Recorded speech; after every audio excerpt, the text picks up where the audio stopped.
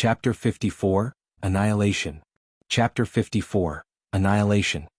Upon hearing what the lady said, everyone present could not help but brim with curiosity. Swoosh swoosh swoosh. Everyone fixed their gaze on Su Zimo. The Su family gaped in shock. Everyone could tell that the lady in front was from a noble family and had a powerful background.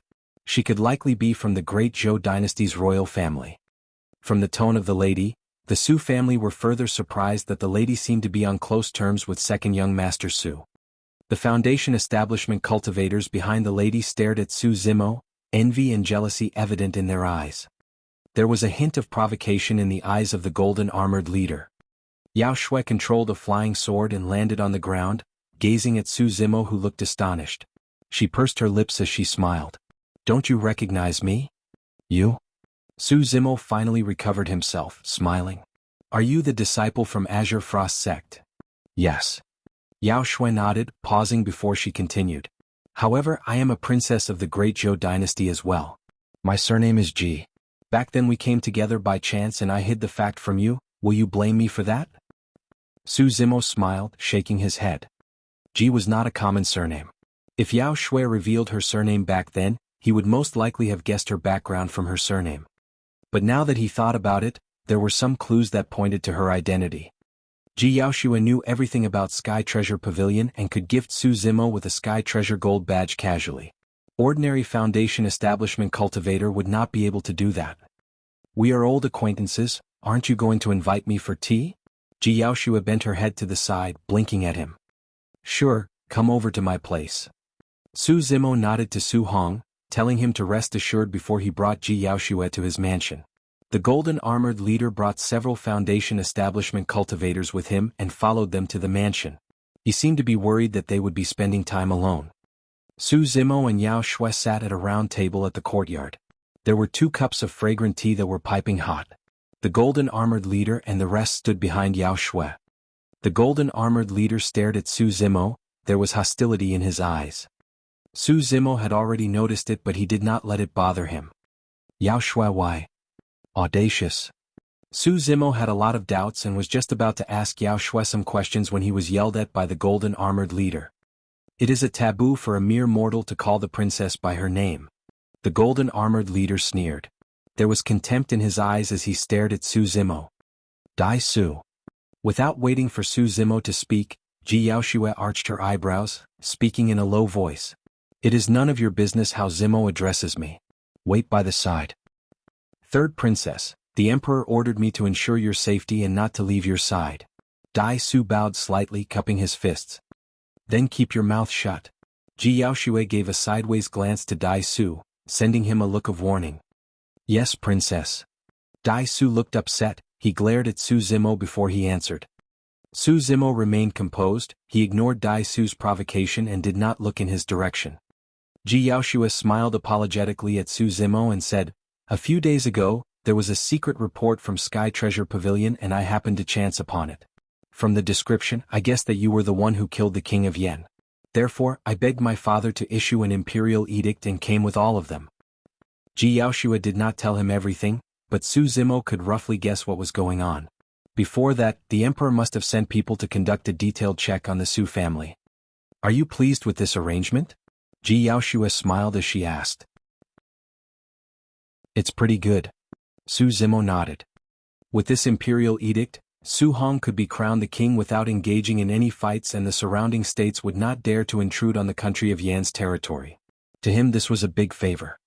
But Su Zimo was not someone to flatter people. Instead, he would remember their kindness deep down inside his heart. "Why do you bring so many Foundation establishment cultivators with you?" Su Zimo continued to ask. Ji Yaoshua frowned slightly, saying, "After returning to the clan, I conducted some investigations on Joyful Clan and discovered that the cultivators are involved in evil deeds. They always abducted women and made use of their yin energy to supplement their own yang energy to aid their cultivation. I intend to eliminate this clan, but..." Ji Yaoshua paused slightly. There was a flash of doubt in her eyes. "But what?" Su Zimo could roughly guess the reason, but he did not reveal anything. Ji Yaoshua continued. "But I found out that more than 100 Joyful Clan cultivators had died at Songlang Mountain Range and they had been through a very vicious fight. It felt as if they were hunting down one man but was instead killed. At the mention of this, Ji Yaoxue raised her head to look at Su Zimo. Back then, the joyful clan had caused quite a commotion when they hunted down Su Zimo. The entire capital of the country of Yen had witnessed it. Oh! Su Zimo expressed his shock at hearing the news. His reaction was appropriate and suitable. Ji Yaoxue thought to herself, although Zimo is very capable and he is very powerful in close combat, he would not have the capabilities to slay Foundation establishment cultivators. It should not be him, instead it must be someone else. After a brief silence, there was a flash of surprise in Ji Yaoxue's eyes. This is not the worst part. When we reached the place where the joyful clan inhabited, we realized that the entire clan was reduced to rubble, bones and corpses were strewn everywhere. No one was alive. Ah! This time Su Zimo really had a shock. Although Su Zimo killed hundreds of cultivators from the joyful clan, the clan was still around. If there was a chance, the joyful clan would definitely seek revenge. 10 days had passed but there were no news from the joyful clan. Su Zimo could not help but be on tenterhooks. He did not expect that the entire clan was wiped out. The person who did it was way more powerful than the cultivators of the joyful clan. It seemed as if every cultivator of the joyful clan died instantaneously. It was definitely a different person from the person on Songlang Mountain Range, Ji Yaoxue said. Su Zimo was reminded of a red-robed figure and a cold and stunning face. According to what Ji Yaoxue had said, Su Zimo could not think of a second person who had the ability and would do such a thing. Before Dai Yu left, she must have been worried that the joyful clan would seek revenge on him. Therefore, she decided to take drastic measures by annihilating the entire clan, so that he would be free of troubles. However, Su Zimo would never tell anyone about this. Ji Yaoxue let out a long breath before she smiled and said, "Let's not talk about this.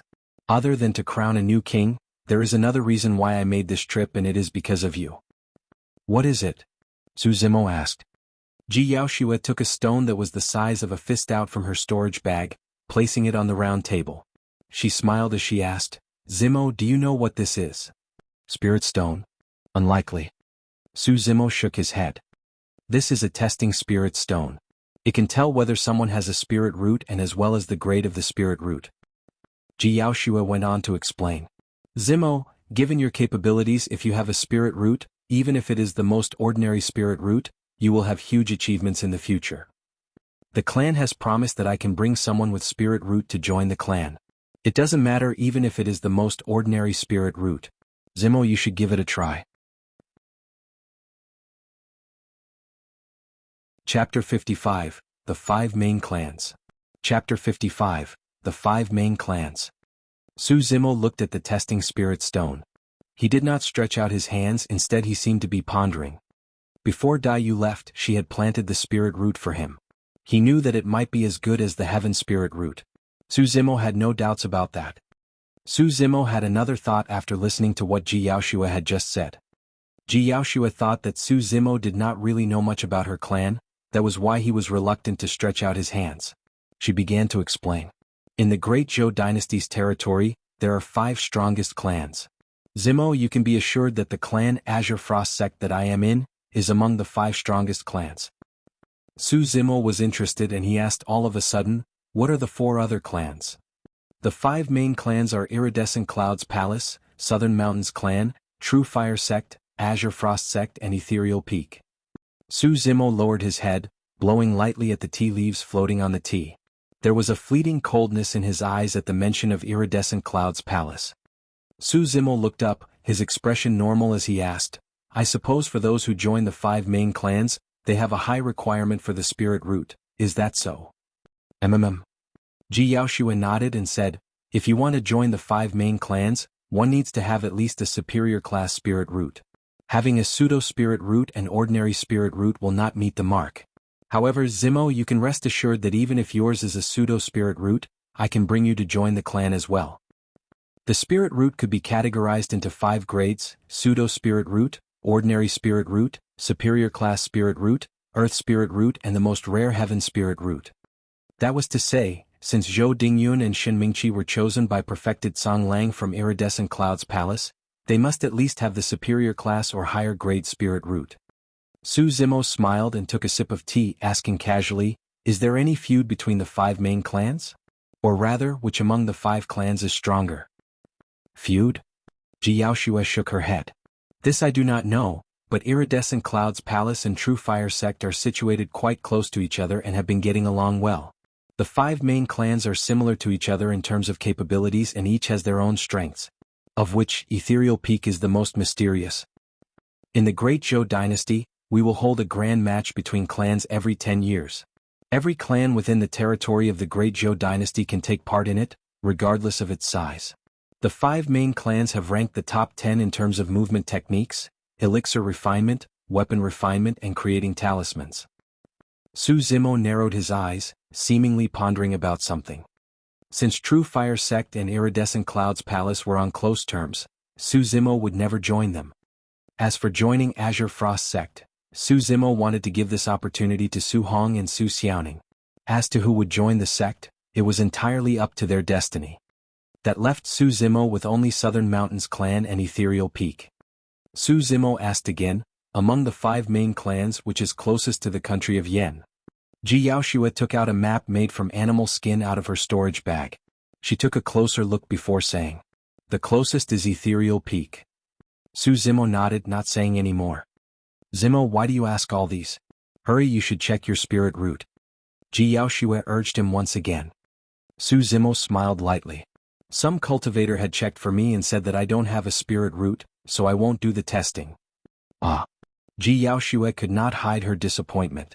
But she wanted to give it another try and so she tried persuading him again. Perhaps the person had seen it wrongly. You should check it again.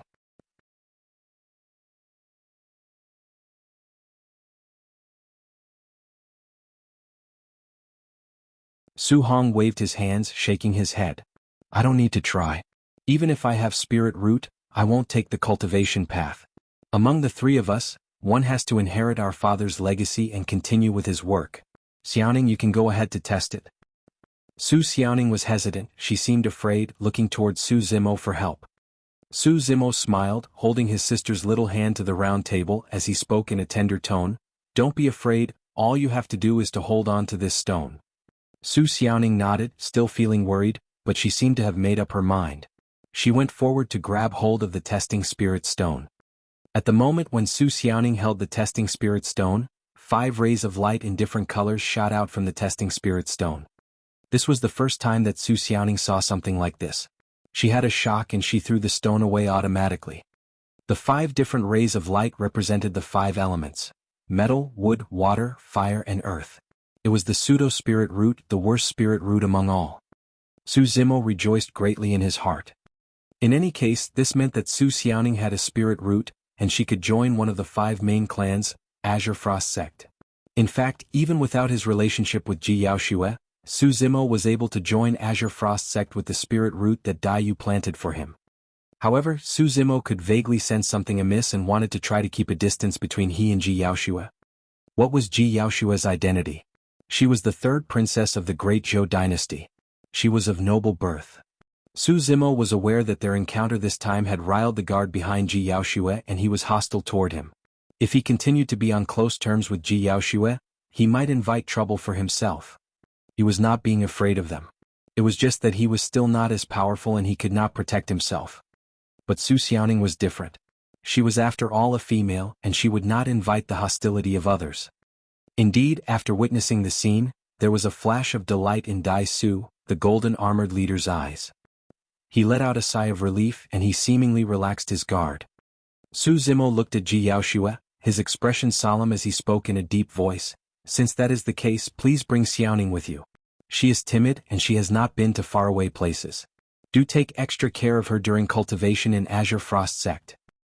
You can rest assured that I will definitely take good care of her, Jiaoxue said. Brother, I don't wish to part with you or to leave Su family. Su Xiaoning curled her lips, tears welling in her eyes. She was on the brink of crying. Su Hong laughed and said, It's good to cultivate. It is a golden opportunity. You must not miss the chance. Besides, when you are stronger, I will be asking you for help in the future. Su Xiaoning turned tears into smiles upon hearing Su Hong's teasing words. She nodded seriously. I will work hard to cultivate and come back to help brother in the future. Go along to pack your things and say goodbye to Uncle Zheng and the rest.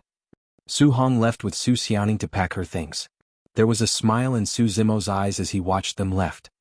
Zimo, you, Ji Yaoshua wanted to say something but held back her tongue. Su Zimo smiled, standing up to bow to her as he said, I have to thank you for rendering help this time. It is because of you that the Su family have a place to stay and Xiaoning has a chance to join Azure Frost sect. If you have anything to ask of me in the future, I will definitely agree to it. Humph. Dai Su smirked, a hint of sarcasm flashed across his face. He curled his lips. How dare you boast without shame? She is the third princess of the great Zhou dynasty. How will she ever need your help? Su Zimo smiled lightly, not rebutting his words. Nobody would have imagined that the promise that Su Zimo gave right now would carry a lot of weight in the future.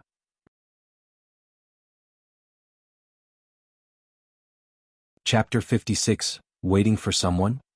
Chapter 56, Waiting for Someone? Next day morning. The Su family and many Foundation establishment cultivators stood on the long street of Pingyang town, bidding their farewell. In the middle of the long street, one man and one lady stood facing each other. The man was dressed in a green robe, clean and plain, with a handsome appearance, while the lady wore a long pale yellow dress that reached the ground. Her black hair cascaded down her back. Her complexion was flawless, there was a touch of melancholy in her sparkling eyes. Zimo, are you really not leaving with me? Even if you can't join Azure Frost sect, given your capabilities, you will have great achievements at Great Zhou, Ji Yaoshua said softly. No.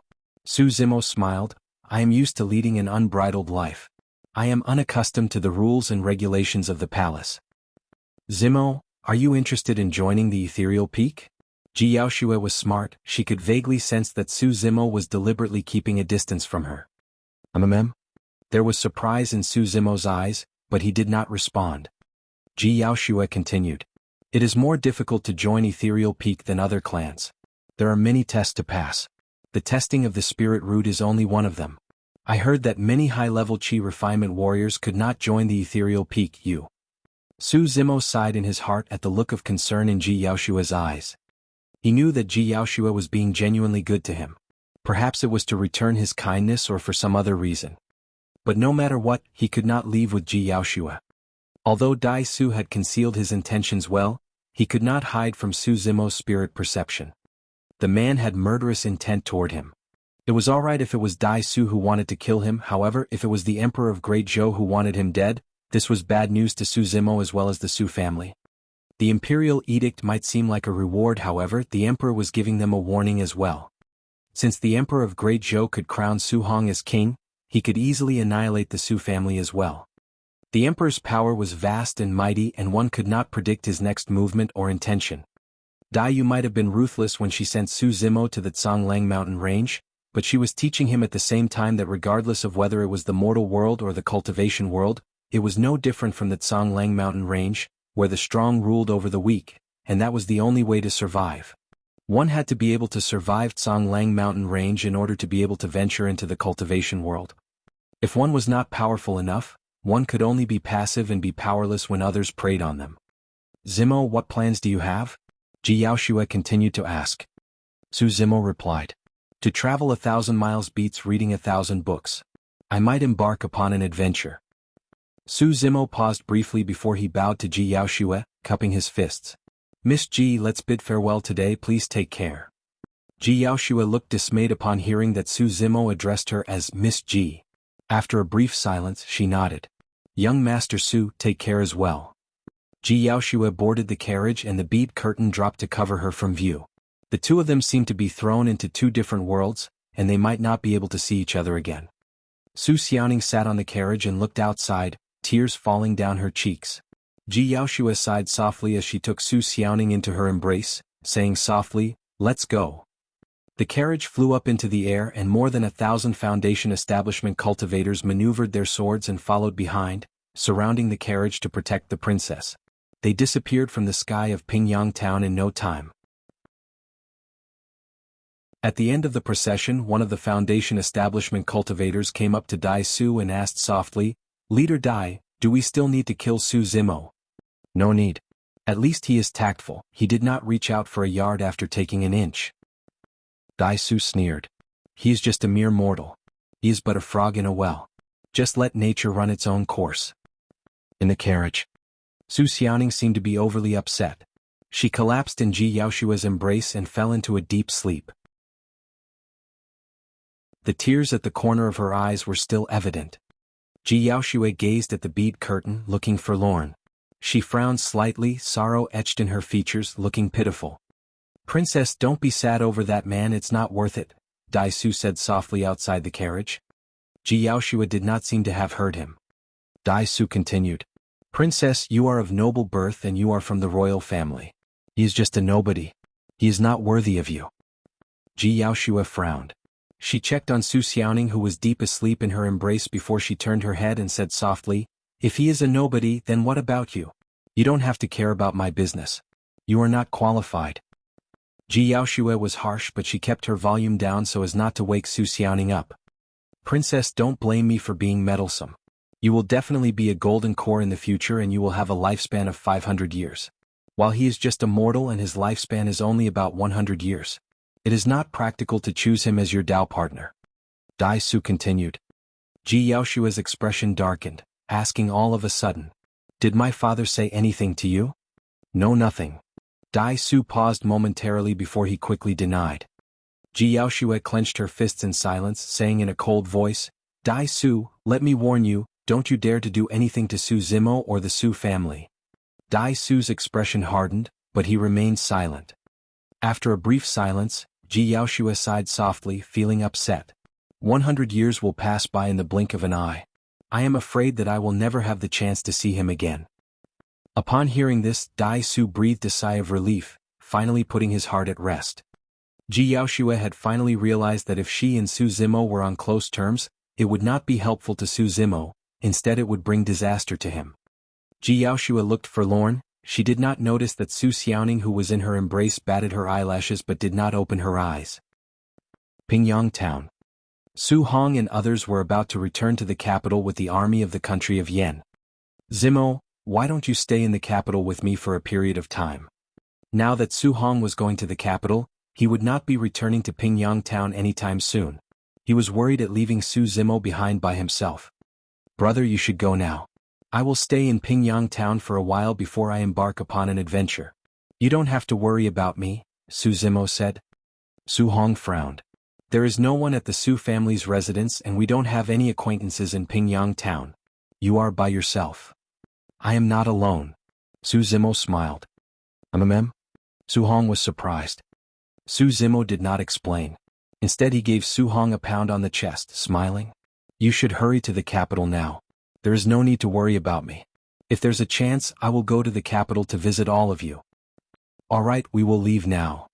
Su Hong mounted the horse and nodded towards Su Zimo. Under the protection of the country of Yan's army, Su Hong and the others of the Su family left for the capital, galloping away. The cold wind howled. Su Zimo walked on the empty long street amidst the wind and snow, looking lonely and desolate from the back. Xiaoning had left, so had Su Hong. Everyone seemed to have left him within a day. When Su Zimo reached his own mansion and he pushed the door open, the wind and snow seemed to have stopped and he could feel a sense of warmth rushing toward him. There seemed to be a lady in a bloody red robe standing under the peach blossom tree. It seemed real and yet ethereal as she turned to smile at him. Su Zimo was not alone and he did not feel lonely.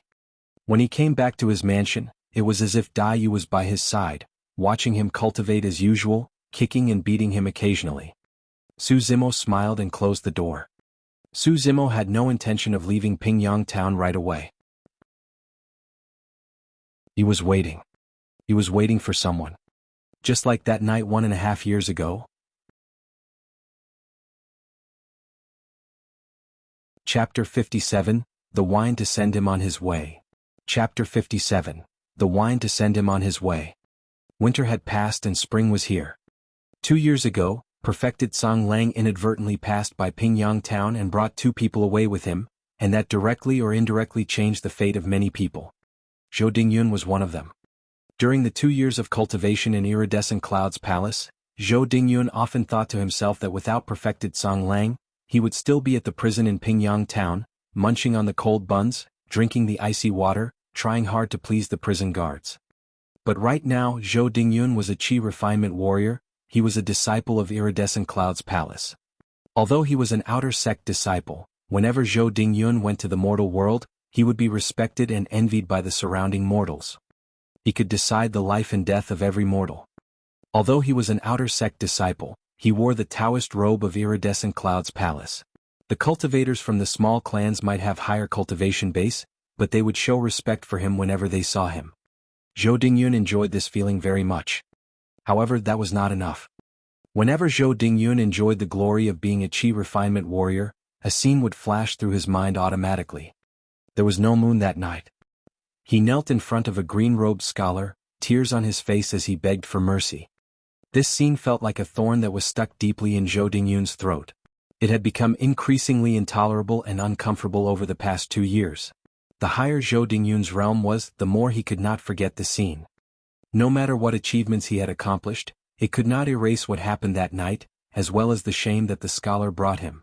After cultivation, Zhou Dingyun knew very well that if he did not remove this thorn, it would become his mental demons in the future. The solution was simple. He would return to Pingyang town to kill the scholar and annihilate his entire family clan. And right now the time had come. Zhou Dingyun had the Earth Spirit root. He managed to reach level 8 Qi condensation within 2 years. His speed of cultivation was ranked the top few among other cultivators in his sect. Of course, Shen Mingqi, who joined the sect with him, had Heaven Spirit root. She had reached perfected Qi condensation and was only one step to breaking through Foundation Establishment realm. There is definitely no way to defeat Senior Martial Sister Shen. But level 8 Qi condensation is enough. I suppose there is no Qi refinement warrior in the entire Pingyang town. Seeing that Pingyang town was right before him, Zhou Dingyun could feel his blood boiling. He could not help but laugh. In the eyes of the normal folks, there was nothing more proud and happy than a glorious homecoming. And right now, Zhou Dingyun had done even better than a glorious homecoming by coming back as a Qi refinement warrior. Zhou Dingyun was here not only to annihilate the Su family, but also to make Su Zimo kneel in front of him and to torture him viciously, as well as to reduce the prison of Pingyang town to rubble, killing all the prison guards that used to humiliate him. By the way, Su Zimo's younger sister has good looks. I cannot kill her. Ah. Zhou Dingyun smiled with a lecherous grin. By the time Zhou Dingyun reached Pingyang town, it was already midnight. It was a dark and gusty night. It was no different from that night 2 years ago. There was no one on the empty street. Zhou Dingyun maneuvered his flying sword to reach Su Zimo's mansion. Zhou Dingyun felt deeply about the familiar mansion. 2 years ago, when he was here to assassinate Su Zimo, he had to climb over the wall carefully to get into the mansion. Right now, he could be open about going into the mansion. To put it more accurately, he could fly into the mansion. He wondered how Su Zimo would react when he saw him execute sword kinesis flight. Would he be scared stiff? Would he kneel down right away, kowtowing to him, begging him for mercy? Zhou Dingyun was full of anticipation. Zhou Dingyun came to the courtyard and looked around. It was no different from how it was 2 years ago. It was the beginning of spring. The peach blossom tree at the courtyard looked the same. The flowers had blossomed and the petals had fallen to the ground. The only change was that there were a sanguine bough and a long saber on the stone table under the peach blossom tree.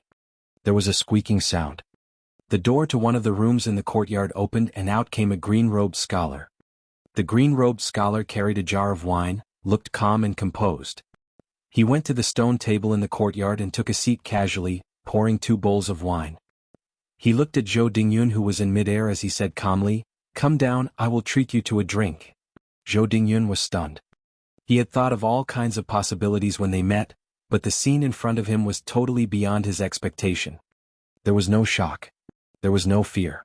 There was no pleading for mercy. There was nothing at all. The green-robed scholar looked calm and indifferent, making Zhou Dingyun even more eager to kill him. "What's with the pretense?" Zhou Dingyun sneered. He had done a check on Su Zimo. He had no spirit qi. This meant that 2 years had passed and Su Zimo was still immortal.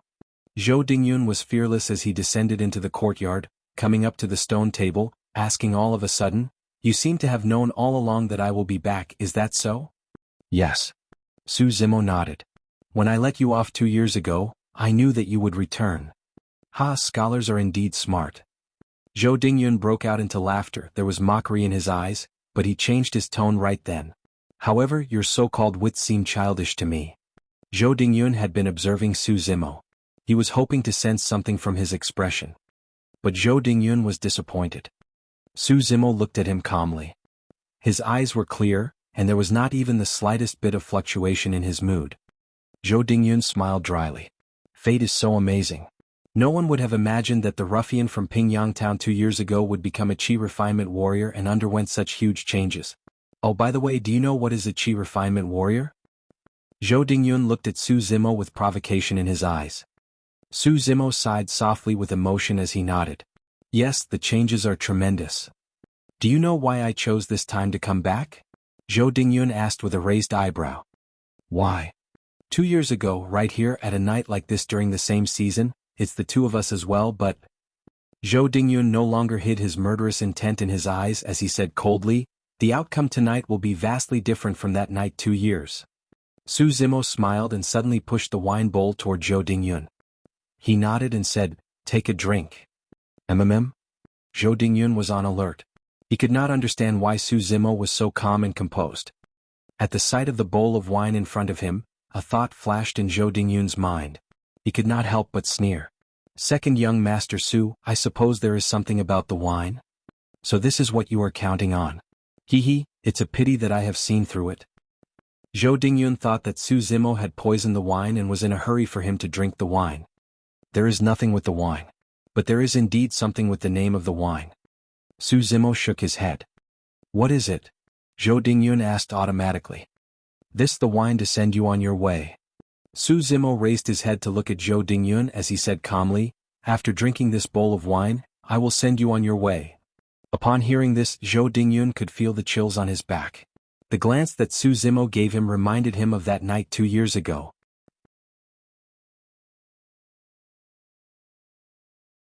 Chapter 58, Pierced Through the Heart by Countless Arrows.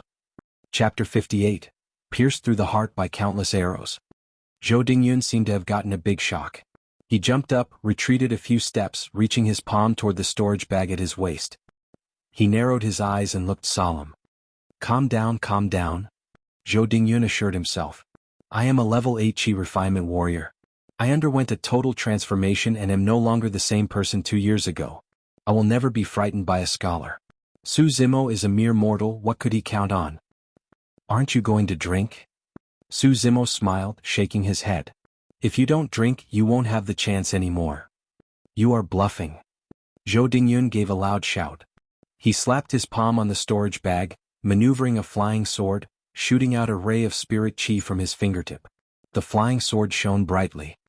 Inferior grade spirit weapon. Gee. Zhou Dingyun had the flying sword in his hand. He calmed himself and pointed forward. Right then, the flying sword turned into a ray of light, reaching Su Zimo within seconds. Su Zimo did not move a single inch. He seemed like a monk who was in meditation. The flying sword was right in front of Su Zimo's glabella. It would pierce into it if it went 1 inch further. However, Su Zimo maintained his composure, and he did not bat his eyelids at all. Zhou Dingyun thought that Su Zimo must be scared stiff. He could not help but grin hideously. Su Zimo, if you kneel down to beg me for mercy, I can consider not killing you. I think you have gotten something very wrong here. Su Zimo stretched out his palm, gently holding the flying sword in front of him as he said calmly, it is the same place, the same season, the same night, and the two of us, but there will not be too much of a difference in the outcome. There was a look of malice in Zhou Dingyun's eyes, as he saw how Su Zimo used his palm to grab hold of the sharp inferior grade spirit weapon. What a fool. Su Zimo continued. If there are any changes, it would be that 2 years ago I let you off, but today you won't be able to leave. Damn, how dare you speak conceited nonsense. I will maim one of your palms first. Zhou Dingyun yelled, ruthlessness in his eyes. He maneuvered the flying sword, exerting force for it to spin. In the meantime, Su Zimo's palm rapped and hit the sword. Pah! There was a sound as loud as thunder. Zhou Dingyun was given a shock. It was not the flying flesh and spurting blood that he was expecting. Instead, Su Zimo's palm was intact. Zhou Dingyun was even more surprised that he had lost control of the flying sword. How could this be? The next moment, Zhou Dingyun turned from shock to aghast at the sight that he witnessed. Su Zimo spread his palm and the flying sword lay quietly on his palm. It was covered with cracks. Su Zimo released his hand and the inferior grade spirit weapon turned into fragments, scattering onto the ground. An inferior-grade spirit weapon was deemed useless. Zhou Dingyun stared at Su Zimo, whose eyes had gradually turned cold. His heart sank deeply to the bottom as well. He finally realized that 2 years had passed and he had become a level 8 Qi refinement warrior, but second young Master Su, who was in front of him, was no longer the frail scholar back then. He suddenly realized that when Su Zimo said that everything had changed tremendously just now, Su Zimo was not referring to him but to Su Zimo himself. The bowl of wine on the round table was really meant to send him on his way. But Zhou Dingyun still could not figure out why Su Zimo could shatter his inferior-grade spirit weapon with his blood and flesh. Zhou Dingyun did not wish to find out the reason. Right now, his only thought was to leave this place and try his best to steer clear of Su Zimo. Zhou Dingyun took out a flying sword from his storage bag. This was a pseudo-spirit weapon. It was already unimaginable for outer sect disciples to receive inferior-grade spirit weapons in Iridescent Cloud's palace. However, it had been shattered by Su Zimo's palm. Zhou Dingyun stepped onto the flying sword, rose into the air and flew out of the mansion. Before he left, Zhou Dingyun could not help but look back. Su Zimo was not in a hurry to get up. He drank the bowl of strong wine on the stone table unhurriedly before he stood up, tied the long saber to his waist, carried the quiver on his back and took the sanguine bow in his hands. Zhou Dingyun swallowed his saliva, feeling nervous. He turned and used all his energy to maneuver the flying sword, speeding toward the far distance. The wind howled in his ears. Zhou Dingyun could not help but shiver as the wind blew at him. He did not know since when he broke out in cold sweats. Zhou Dingyun left Pingyang town in no time. The Conglang mountain range was not far in the distance. It was pitch dark and he could vaguely hear growling sounds made by the spirit beasts. Zhou Dingyun let out a long breath, putting his heart at rest. Right then Zhou Dingyun heard a cold voice coming from behind him. "Do you still remember the vow you made on that night 2 years ago when you knelt down to beg for mercy?" Zhou Dingyun was terror-stricken upon hearing this. He almost lost control of the flying sword, causing him to lose his balance and almost fall off from mid-air. "Su Zimo." This was Su Zimo's voice. How was that possible? How did he manage to catch up? Zhou Dingyun's face was as white as a sheet, breaking out in cold sweats. He tried all his best to maneuver the flying sword to speed forward while he looked backward. Su Zimo was right behind him. He looked calm as if he was just casually walking. However, every stride that he took was as far as 20 to 30 feet. He is not using his full force. At the thought of this, Zhou Dingyun seemed to have descended into an icehouse. He felt chills all over his body. Su Zimo's voice was heard again. "On that night 2 years ago, you swore that even if you were lucky enough to join the immortal sect, you would never seek revenge on me. If not, you will suffer a painful death where countless of arrows pierce through your heart. Well, since that was the case, you will get what you wished for." Upon hearing this, Zhou Dingyun finally understood what the sanguine bow on the round table was meant for. "Don't?" Zhou Dingyun turned around quickly. He had just uttered a word and he was shrouded by a black shadow in front of him. Boo-hoo-hoo. Dozens of arrows pierced through the air one after another. Poof. Zhou Dingyun felt pain in his chest. It was as if he had lost something in his body. He felt weak all over and he dropped from mid-air. Zhou Dingyun made a loud thumping sound as he flopped down onto the ground. He was covered with mud and the ground that he lay on had turned blood red. Zhou Dingyun lowered his head to look at his chest. It was a bloody mess. There was a bloody hollow as large as a bowl on his chest. His heart was pierced through and shot away by dozens of sharp arrows. Pierced through the heart by countless arrows. Everything seemed to be fated and predestined. There was a breeze in the air. Zhou Dingyun could see a corner of the fluttering green robe in front of him. Zhou Dingyun lay on the ground, looking up at Su Zimo who stood in front of him. There was a strange smile on his face as he spoke, but his words were indistinct. I am Iridescent Clouds. Palace, since you killed me, you won't be able to escape. One day perfected Song Lang will come looking for you." Su Zimo squatted down and smiled. "I will go look for him before that day comes. You will be the first to go, perfected Song Lang will be next in line." Upon hearing this, Zhou Dingyun's head dropped to his side as he took his last breath. Su Zimo pulled the storage bag from Zhou Dingyun's waist and kept it. He then grabbed his corpse, took a few steps forward before he threw it directly into Conglang mountain range. It would not take a day before Zhou Dingyun's corpse was devoured by the spirit beasts. This was getting rid of the corpse to destroy the evidence of one's crime. No one would know what happened tonight.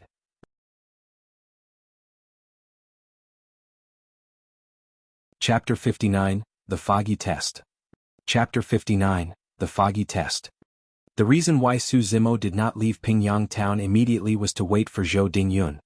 If Zhou Dingyun was to return to Pingyang town and he could not find Su Zimo, he would definitely target the Su family instead. The imperial edict might be a deterrence to the states, but it might not be useful to Qi refinement warriors. Moreover, he was the disciple of Iridescent Cloud's palace, which was one of the 5 main clans.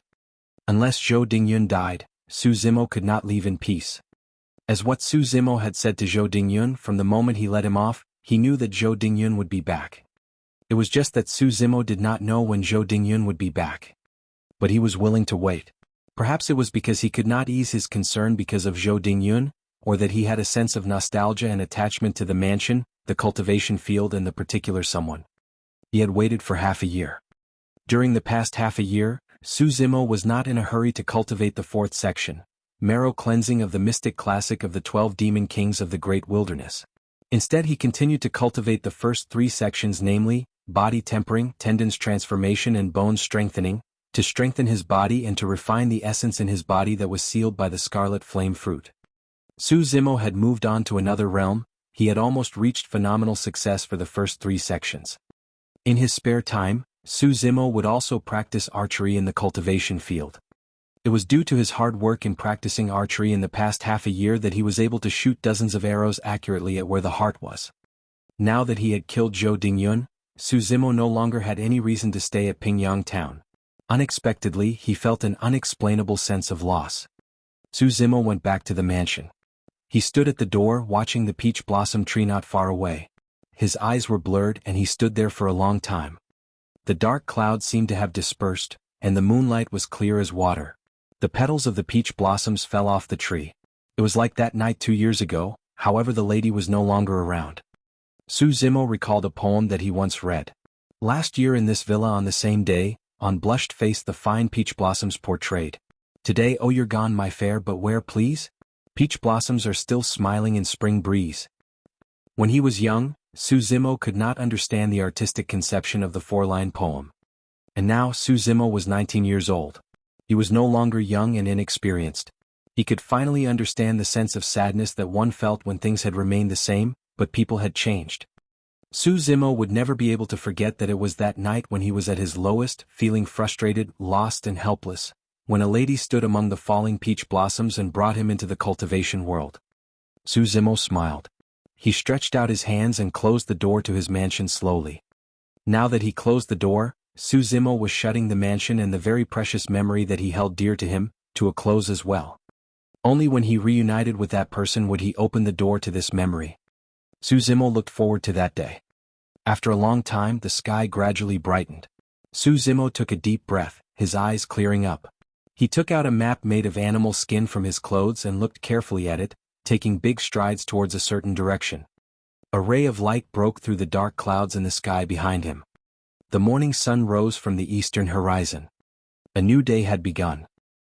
In the southwest region of the Great Zhou dynasty, there was a place in the vicinity that was very famous. There would be dense fog all year round. If one watched from afar, it was as if it was enveloped by countless unpredictable clouds. It was ethereal and it did not seem like the mortal world. Curious men and women once went into the fog to find out what it was, but they would always end up in the same place that they started out. In the course of time, all the nearby villagers knew that this was the place where immortals resided and mortals were forbidden entry.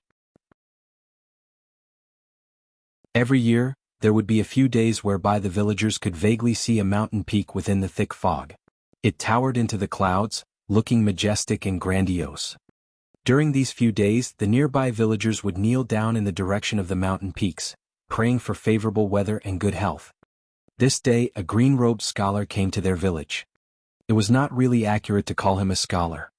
The man looked handsome, however there was a long saber at his waist and a sanguine bow at his back. His outfit was quite odd. The green-robed scholar was none other than Su Zimo, who had left Pingyang town. Ji Yaoshue was correct. Su Zimo had indeed thought of joining the ethereal peak. On one hand, since even Jianghu found that the ethereal peak was mysterious, it must be extraordinary. On the other hand, since the ethereal peak was the closest to the country of Yen, if anything happened, Su Zimo would be able to rush back as soon as possible.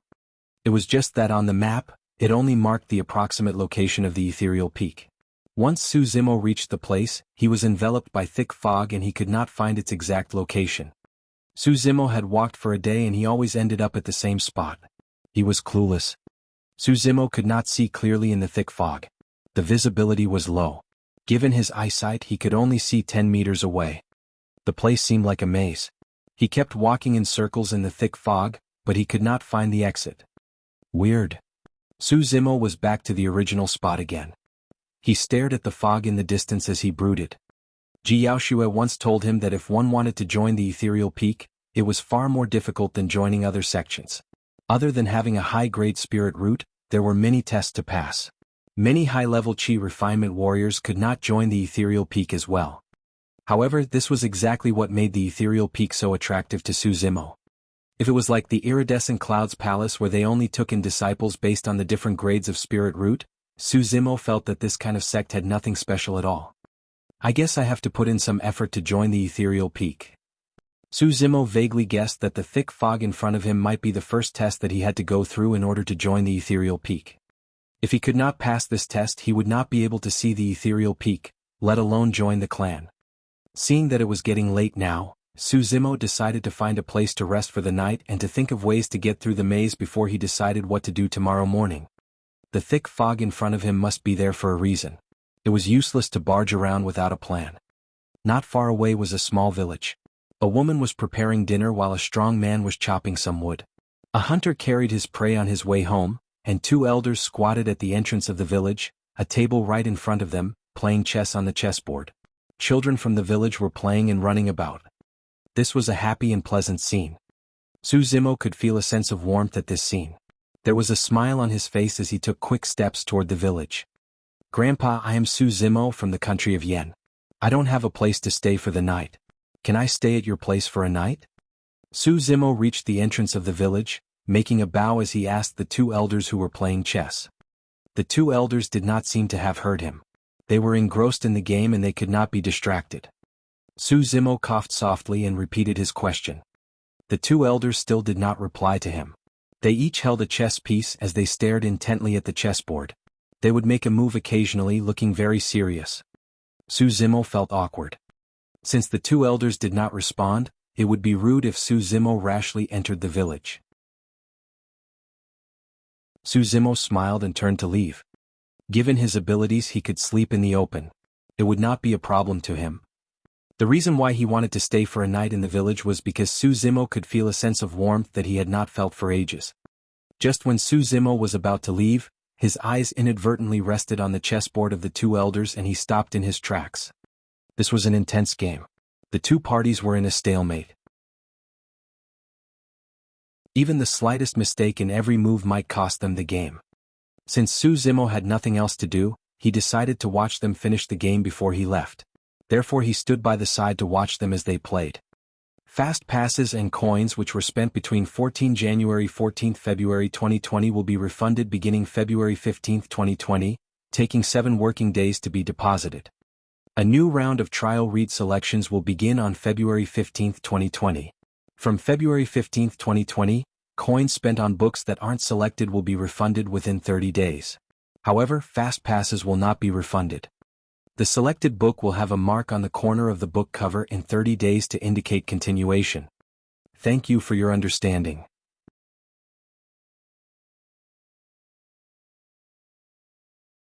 Chapter 60, Breaking Through the Fog. Chapter 60, Breaking Through the Fog. After a long while the game ended. The elder who was defeated waved his hands, disinterested, mumbling to himself. "I don't feel good today. I will let you win today, let's play another game tomorrow." The elder placed his hands behind his back with his palms facing upward, walking leisurely back to the village. The remaining elder had rosy cheeks and looked energetic. He picked up the chessboard while looking at Su Zimo, smiling as he said, "There are very few young men who are as composed as you. Let's go, follow me to the village." "Thank you, Grandpa." Su Zimo smiled, expressed his gratitude and followed the elder into the village. On the way, Su Zimo passed by several villagers. They gave him a glance before returning to whatever they were doing. They did not find it odd, they seemed to have become inured to the unusual. "There is no extra room here. Young man, are you okay with sleeping in the woodshed?" the elder asked. "I am okay with that." Su Zimo smiled as he answered. The sky had darkened and most of the villagers had yet to turn in for the night. The elders who had their dinner took leisurely strolls in the village, while the women did their needlework, mending clothes. They led a down-to-earth, simple and peaceful life. This seemed to be a hidden land of peace and prosperity. There were no bloody fights, instead everyone seemed to carry a content smile on their faces. Su Zimo sat down at the entrance of the woodshed, watching the scene quietly.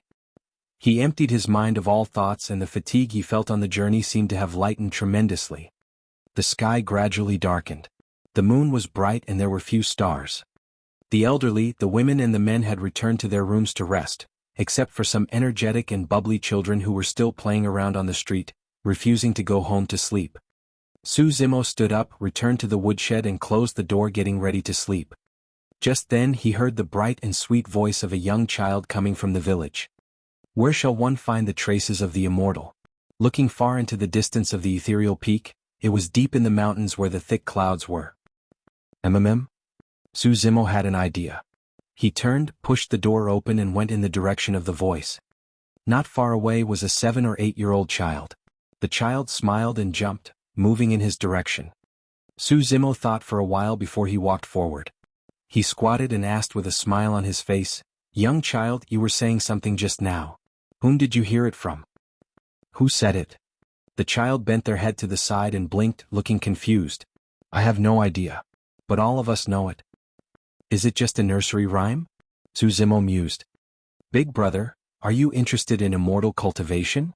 the child continued to ask. "Yes." Su Zimo nodded and smiled. "How do you know?" There was a flicker of craftiness in the child's eyes. The child stuck out the tongue.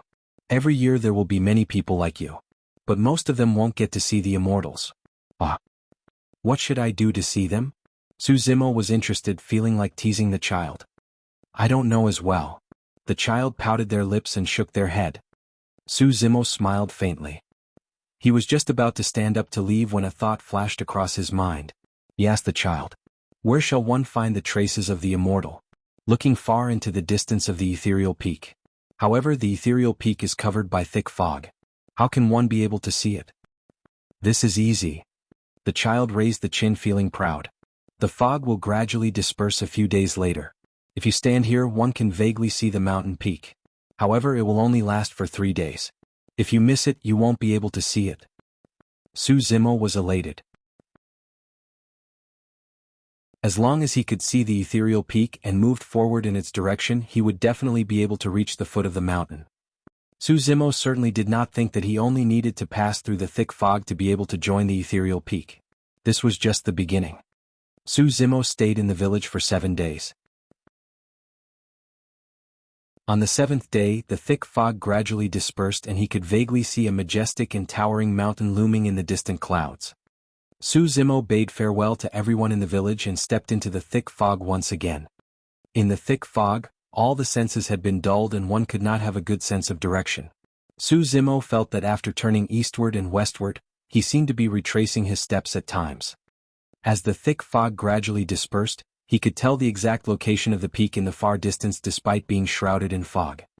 Su Zimo threw caution to the wind and tried to ignore the wrong impression he had because of his senses, moving forward according to the location of the mountain peak. All of a sudden, gurgling sounds could be heard coming from deep in the fog. It was frightening and eerie. It seemed as if spirit beasts were moving about, stepping on the grass. It was getting closer and closer. A faint bloody smell wafted over him. Su Zimo squinted and stopped, looking in the direction where the sound came from. He waited for a long time but he did not see any spirit beast. It was a strange feeling. Su Zimo did not sense any danger with his spirit perception. However, he had indeed heard the sounds made by the spirit beast and detected its aura coming from that direction. Su Zimo spent 1 year in Songlang mountain range. The smell was too familiar. He would never be mistaken about it. Weird. Su Zimo murmured and continued to move forward. Roar. Soon after, there was a loud tiger growl. It was deafening and it had a formidable aura. It proved that the spirit beast was very powerful. It could even be of the same level as a spirit demon. Su Zimo frowned. Logically speaking, if there was a powerful spirit beast or spirit demon in front of him, Su Zimo should be able to sense the danger with his spirit perception.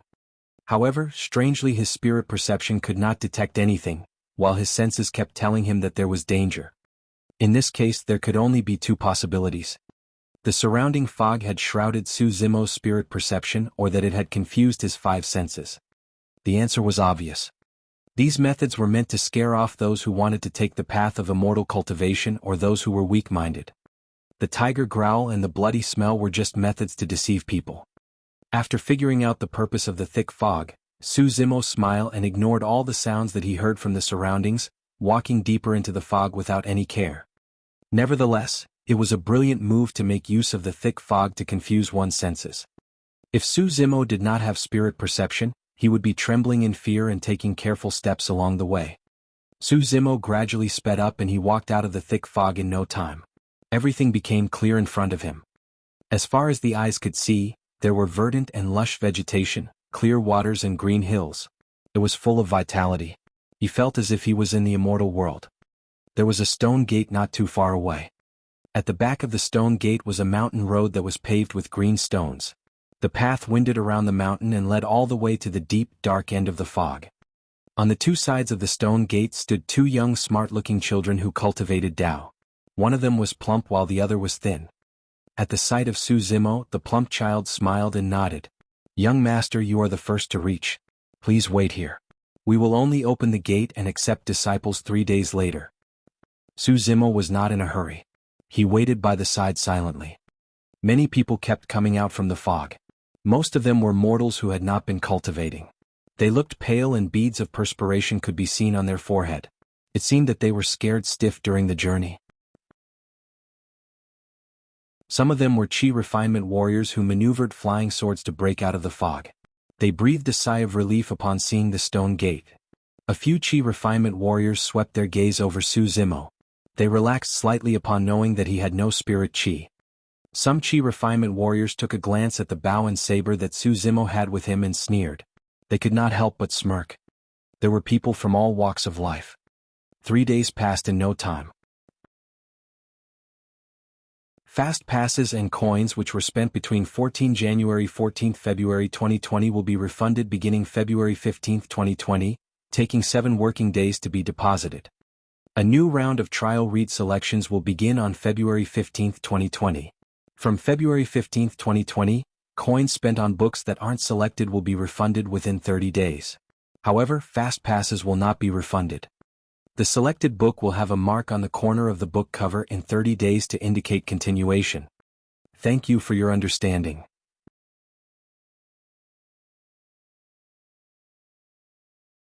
Chapter 61 Spirit Testing Stage. Chapter 61 Spirit Testing Stage. Within 3 days, more than 500 people had gathered before the stone gate. Most of them were mortals who had not cultivated before, and there were a couple dozens of chi refinement warriors. Once the 3 days had passed, the fog behind them turned murkier and impenetrable. Even if anyone outside wanted to join Ethereal Peak, they could only wait for the next year by now. Notwithstanding the 500-odd people waiting outside the stone gate, even the two children could not really conceal their fatigue after the 3 days as they stood there chatting idly. "Senior brother, how many of these people do you think can get to join the sect?" "5 at most." Through that vast forest, the sound of birds singing and running water was all around.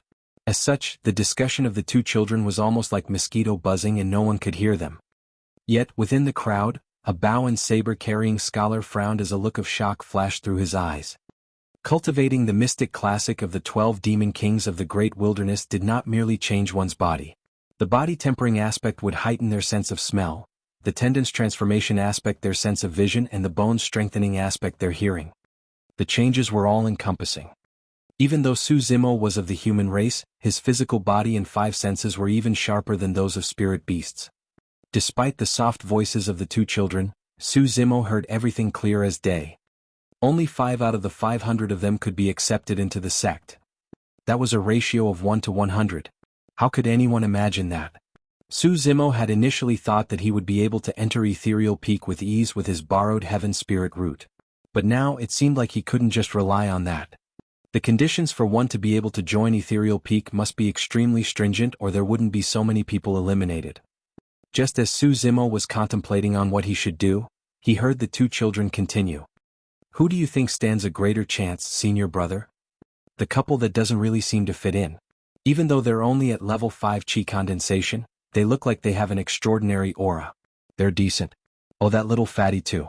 He looks rather sharp, so he should be fine. Junior brother, he's even fatter than you. Hehe. Su Zimo swept his gaze at him. Amongst the crowd, a man and woman stood by their own somewhere slightly further, not fitting in with the crowd. Su Zimo was around the same age as the man who wore a purple robe with sharp brows and an edged chin. He looked haughty as his hands rested behind his back with eyes closed, standing still. It looked as though he was one with the environment. The woman was wearing a flawless white blouse and looked beautiful like a fairy. Yet, her ravishing looks carried a cold expression where one could sense from a distance away. Su Zimo had a feeling that the reason why the man did not want to fit in was out of disdain, and the woman merely did not want to. As for the little fatty, to be exact, he was not little at all and looked to be around 16 years old. His neck and waist could not be made out, and he merely resembled a water bucket that had 2 elephant legs as he rolled about the crowd without stopping. His rotund face carried small beady eyes that fluttered about. In just 3 days he was already one with the crowd. Senior brother, what about that bow and saber-carrying scholar? Do you think he has a chance? The fat child asked. Su Zimo was curious when he heard the conversation being steered to him, intrigued to find out what the skinny child thought of him. That man is a little strange. Even though he's a scholar, he's carrying a huge bow and saber. I suspect that there must be more to his weapons. Right then, a gentle ray of sun shone through the greenery. The sun had risen. Arranging their attire, the two children stood on either side of the stone gate with a stern expression. The skinny child spoke. Ethereal Peak's disciple acceptance consists of 3 stages. First is the immortal affinity stage. There is a certain affinity required for one to attain immortality. I believe that all of you have that for being able to make it through the mist here. The second stage is the spirit testing stage. Those with a superior class spirit root, earth spirit root or heaven spirit root will be able to make it to the third stage once they pass through this gate. The third stage is called the life and death stage. Those who the second stage can head up the stone steps behind me and you'll pass once you reach the peak. But let me remind you guys, this is an extremely treacherous peak. Any misstep and you'll fall to your death without a corpse. Please do be careful and not force yourselves. At that thought, everyone felt their hearts skip a beat as they all looked unnerved. The reason why they wanted to join Ethereal Peak was because they wanted to attain immortality. If they were to lose their lives joining the sect, how could they achieve immortality? The tip of the peak was shrouded in clouds and could not be seen. It was clear that the path would not be that easy to climb. The dozens of chi refinement warriors present smiled, looking confident. All of them could tread the skies with their swords. Climbing the peak posed no challenge to them at all. Amongst the group, one of the mortals was dissident as he yelled, "How is this fair? All of those chi refinement warriors can easily fly their way to the peak, but we have to climb it step by step." Humph. One of the chi refinement warriors harumphed coldly and scoffed. There's nothing such as fairness in this world. If you want to speak of fairness, come to me after you achieve chi condensation. You. The mortal was speechless and indignant. The two children of the ethereal sect were not annoyed in the slightest as the fat one chuckled. Everyone, you're overthinking it. The path is definitely fair for everyone. Even chi refinement warriors may not be able to reach the peak. If they're not careful, they'll end up losing their lives as well.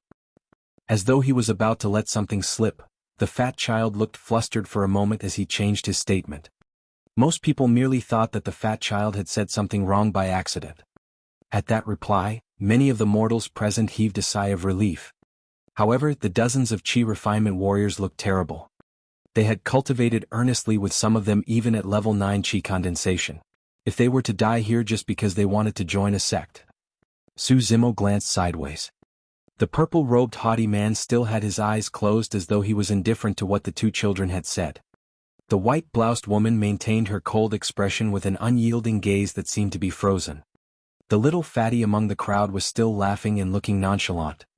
Come, the first person. The skinny child raised his hand and indicated for the first person to enter the stone gate. It was a level 7 Chi refinement warrior. The man was somewhat nervous as he paused before the stone gate. Bowing to the two children, he smiled and asked, "Fellow Taoists, can an ordinary spirit root work? Is there any leeway?" The two children shook their heads. Sighing, the man walked towards the stone gate. The moment he reached the stone gate, a water barrier appeared across it with 4 shimmering lights. For elements, it was an ordinary spirit root. The man tried his best to barge through the stone gate, but he was blocked by the water barrier. In the blink of an eye, he was bounced back from it. Failure. The fat child looked apologetic as he nodded to the man before raising his voice to the crowd. Next.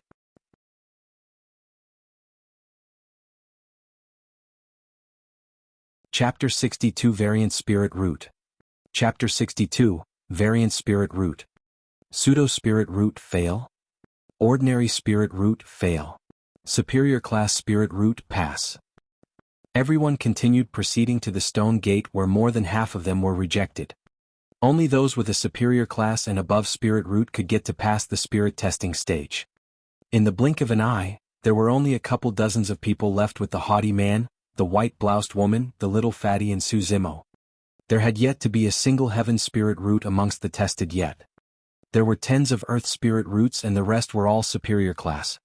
The two children could not hide their looks of disappointment as they placed their remaining hope in the last dozens of people.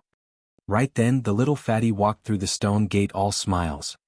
The moment he reached the stone gate, a roaring sound rang out, scaring everyone. Bang! Boom! Boom! The water barrier turned yellow right away before materializing slowly into a sturdy mud wall. Earth Element Heaven Spirit Root. Out of the 500 over applicants, there was finally a Heaven Spirit Root.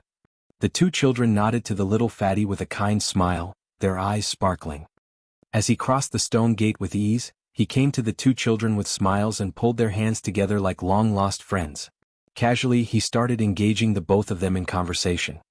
Both of them were a little stunned and they nearly spilled everything about themselves within a few mere sentences. At that sight, Suzimo smirked internally. That little fatty looked to be amiable and cute from the outside, but her was sharper than any of them.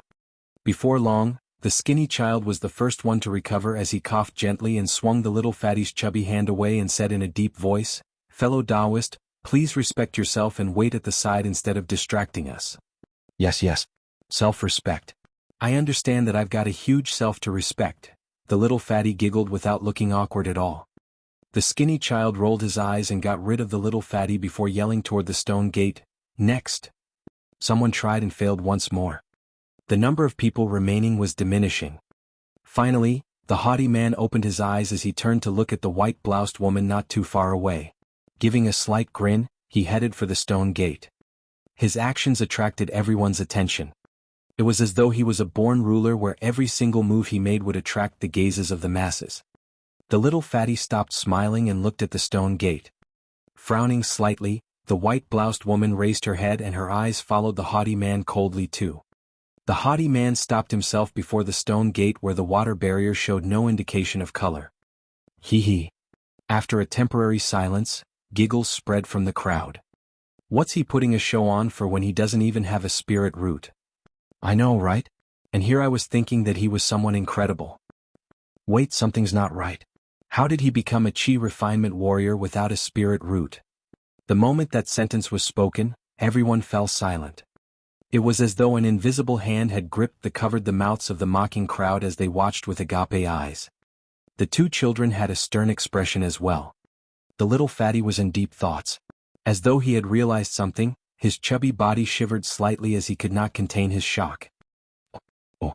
Right then, a bizarre howling sound came out of the stone gate as the water barrier shimmered, looking like a breeze had just passed through it. Wind Element, Variant Spirit Root. The two children yelped. When he heard that, Suzimo's heart skipped a beat too. Of the 5 types of spirit roots, the Heaven Spirit Root was the best and rarest. However, there was a single spirit root that was even rarer than that, the Variant Spirit Root, containing elements such as wind, thunder, ice, light and darkness etc. One could say that a Heaven Spirit Root could only be found in 1 out of 10,000 men. Yet, a Variant Spirit Root was tenfold rarer than that. Naturally, a variant spirit root only had a single element as well and was a type of heaven spirit root. However, that did not mean that it was stronger than the usual 5 elements, it was just extremely rare. The haughty man smiled and crossed the stone gate with ease. Excitedly, the skinny child whispered, "Junior brother, stand guard over here. I'll go inform the peak master and be right back." "Yes, yes. Hurry on, senior brother," the fat child replied hastily. Right then, the white-bloused woman outside the stone gate moved as well. "Hold on, senior brother. We can wait till this one's done too," the fat Dao child called back the skinny one. Nodding his head, the skinny child watched the white-bloused woman keenly, seemingly even more nervous than her. When she arrived before the stone gate, there was no color on the water barrier still. This time round no one dared to mock anymore. Could it be another variant spirit root? The eyes of both children widened in disbelief. Everyone else watched the stone gate with bated breath. Crack, crack, crack. Suddenly, a layer of frost covered the water barrier before freezing it into ice. Ice element, variant spirit root. Everyone gasped. It's been tens of years since a variant spirit root has appeared at Ethereal Peak. But now there's 2 in one go? No, I've got to hurry and report it to the peak master. The skinny child drew out a flying sword and sped towards the back of the peak, disappearing in the blink of an eye. Everyone else watched the haughty man and the white-bloused woman with looks of admiration and respect. The little fatty smiled his way to the white-bloused woman before pandering to her. "Miss, you're so beautiful. I've never seen a woman as beautiful as you in my life. You're even prettier than our village beauty, Sister Kaifeng." It was as though thunder had struck everyone present as they rolled their eyes. That little fatty really did dare to say anything with drivel such as his village beauty, Sister Kaifeng and whatnot. He wasn't wrong in his words. The white-bloused woman was indeed extremely beautiful. However, most people would not dare to spout such truths, let alone in front of her. Yet, the strange thing was that everything seemed natural and sincere when they came out of the little fatty's mouth without a single bit of awkwardness. If any other women heard such an open and brazen compliment, they would definitely feel shy. However, the girl was unmoved as she glared at the little fatty coldly without saying anything. The little fatty wasn't dissuaded as he slipped away to the haughty man's side before commenting in awe. "Sir, you have such a good figure. I'm really envious." "Get away." The haughty man's lips pursed slightly as he spat out those 2 words. "Ah, all right." The little fatty nodded his head keenly as he disregarded cleanliness and rolled away on the floor immediately. Because his figure resembled a ball to begin with, his rolling motion indeed made him look less than human. The white-bloused woman's lips twitched as her frostiness diminished slightly, watching with a trace of bemusement. Spying her expression with his sharp eyes, the little fatty stumbled over to the white-bloused woman's side with an intoxicated expression. His eyes seemed as though they were sparkling as he praised, "Wow, you really look so beautiful," smiling. Instantly, the friendliness in the girl's eyes disappeared. However, she stretched out her delicate hand and patted on the little fatty's head, neither harshly nor gently. Smiling with squinted eyes, the little fatty looked to be enjoying it. How could there be someone this shameless? Those were the words that passed through everyone's minds. When the fat child looked at the remaining tens of people and saw nothing special about them, he waved his hand patiently and demanded, "Continue with the test. Hurry up." Su Zimo tidied his clothes before heading up.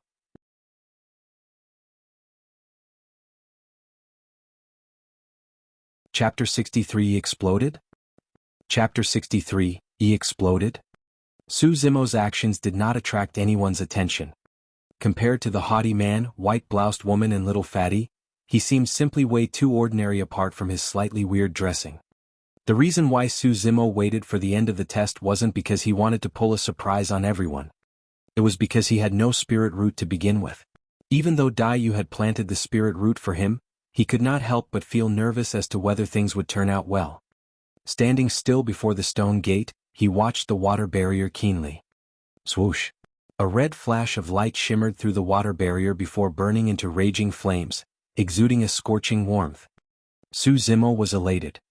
Fire element, heaven spirit root. Apart from the haughty man and white-bloused woman, everyone turned their sights to him. Out of the 500 people, other than the 2 variant spirit roots, the little fatty was the only earth element heaven spirit root. Now that Su Zimo was the second, he naturally attracted everyone's attention. Furthermore, those with some knowledge on cultivation knew that a fire spirit root was superior to an earth spirit root. On the one hand, the fire element had the highest killing power amongst the 5 elements. On the other hand, one who possessed the fire element had the chance to become a weapon or elixir refinement master. Those 2 paths required one to have a high mastery and understanding of the fire element. As such, those with a fire spirit root had an innate advantage. Waiting with a hawk eye by the stone gate, the little fatty was hoping to make his acquaintance as well after Su Zimo passed through it. The fat Dao child was standing at the side idly as he let out a casual surprised remark. Smiling, he then nodded and said, "Not bad, not bad. Come on over, sir." After all, the fat child had his fill of surprises after the appearance of 2 consecutive variant spirit roots, and hence the reason for his less than enthused response. Right then, no one had noticed anything strange about Su Zimo just yet. He stood before the stone gate motionlessly instead of crossing right away. It wasn't that he did not want to, the stone gate was stopping him. He could feel a strong resistance that was trying to keep him out of the gate. In theory, the water barrier would only block out those without or those who possess a pseudo and ordinary spirit root. Yet, the scarlet water barrier was resisting Su Zimo, who clearly possessed a heaven spirit root. If not for the fact that he had an extremely strong physique, he would have been sent flying like the first Chi refinement warrior. How could this be? Su Zimo strategized as he fought against the resistance of the water barrier. He knew his background clearer than anyone else. He was someone without a spirit root to begin with. It was only natural for the stone gate to resist him at that thought. But what was up with the clear indication of his fire spirit root? If he were to continue with this stalemate, notwithstanding the fat child of ethereal sect, even everyone else would realize that something was wrong and Su Zimo's efforts would have been wasted. Indignant. Su Zimo was indignant. Why? He had already come so far just to be stopped by a single stone gate. With a darkened expression, he moved towards the water barrier and took a fierce step. Su Zimo had already displayed the stance for the plow heaven stride with his single step. Instantly he gave off such a menacing aura that even the fat child at the stone gate jumped in shock. As though he had sensed something, the haughty man opened his eyes and looked towards the stone gate. Turning her head slightly, the white-bloused woman frowned gently too. Everyone found themselves witnessing the strangest scene ever. Even though Su Zimo was almost entirely through the stone gate, the scarlet water barrier did not dissipate at all. Instead, it wrapped around him like an elastic veil that was trying its best to stop him. It stunned everyone present. What was going on? Fire element, heaven spirit root. That's right. But why would the stone gate try to prevent this man? It was a wrestle between Su Zimo and the scarlet water barrier. All of a sudden. Squinting his eyes, Su Zimo's body rang out with crackling sounds and his entire body seemed as though it had enlarged. With his tendons and bones cracking together, he gave a soft yell and strode out once more. Swoosh! The water barrier shattered and fell to the ground. Having successfully passed the stone gate, Su Zimo's expression relaxed as he heaved out a sigh of relief before walking to the fat child. Right as he was about to speak, he saw a weird look in the fat child's eye as the latter glared behind him intently. Snap! Suddenly, a boom sounded out from behind Su Zimo. He turned around instinctively only to witness a fissure forming on the crossbeam of the mighty 30-foot stone gate. Crack! Crack! Crack! Before anyone realized what was going on, the fissure spread out swiftly and in the blink of an eye, filled the entire stone gate with dense, horrifying cracks. Su Zimo's heart skipped a beat. Bang! Boom! Boom! Along with a huge crash, the stone gate crumbled right before everyone's eyes just like that, turning into a pile of rocks with dust clouds flying about. What followed was a deathly silence. Everyone's faces froze right away. The haughty man scowled while a look of surprise filled the white-bloused woman's face as her mouth gaped slightly, losing her previous demeanor. The little fatty was so rattled that his eyeballs were almost popping out. He exploded. The fat child was completely lost as his mind and eyes went blank. It was already phenomenal enough for variant spirit roots to make their appearance in the test such that his senior brother had gone off to inform their peak master about it. But what was up with this scholar before him? He had caused the entire stone gate to explode with a simple spirit root test. Unnerved, Su Zimo coughed gently before revealing a friendly smile to the fat child. Fellow Taoist, I suppose that stone gate must be really old, huh? Yeah. Yes. The fat child replied automatically, it's been a couple thousand years now. That must be it then. Su Zimo nodded his head and continued solemnly, it's only natural for problems to arise since the gate has been here for such a long time enduring the weather all round the year. How unfortunate that I had to come across its demise. Huh. The fat child's jaw almost dropped to the ground. Su Zimo patted the fat child on the shoulder and reminded sincerely, this may not be a bad thing though.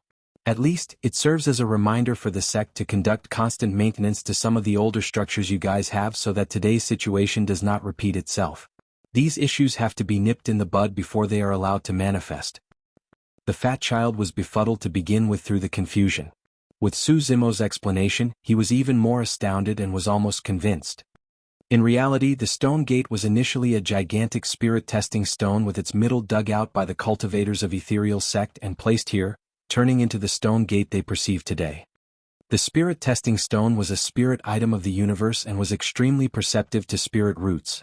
There was no way it would be destroyed through a lack of maintenance. If no one had destroyed it, it could have lasted for even millions of years without any issues.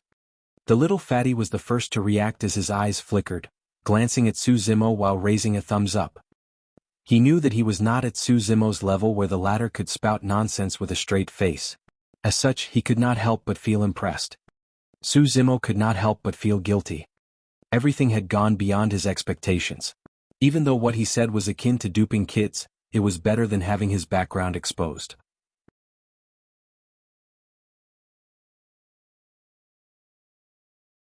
Chapter 64 Life and Death Stage. Chapter 64 Life and Death Stage. The fat child was thoroughly confused by Su Zimo as he froze for a long time without understanding what had happened, pointing at Su Zimo and stammering, "Why, I'll go let the peak master know about this too." Shrugging his head as though trying to clear his mind, the fat child patted his storage bag and summoned a flying sword before speeding to the back of the peak. In the blink of an eye, both children guarding this place had disappeared. Unnerved, the fat child had left in a hurry without saying anything else. The little fatty seemed to be extremely interested in Su Zimo. With bright, shimmering eyes, he stumbled over and bowed. "Sir, how did you do it? Can you teach me?" With an unchanging expression, Su Zimo shook his head. "That has nothing to do with me." Even though he said that, his heart whispered another tune. There were only two reasons why the stone gate blocked him. First, it was because he was a cultivator without a spirit root to begin with. Second, even though it was also a heaven spirit root, the fire spirit root that Daiyu gave him was different from normal ones. Su Zimo could not tell which of the two reasons it was.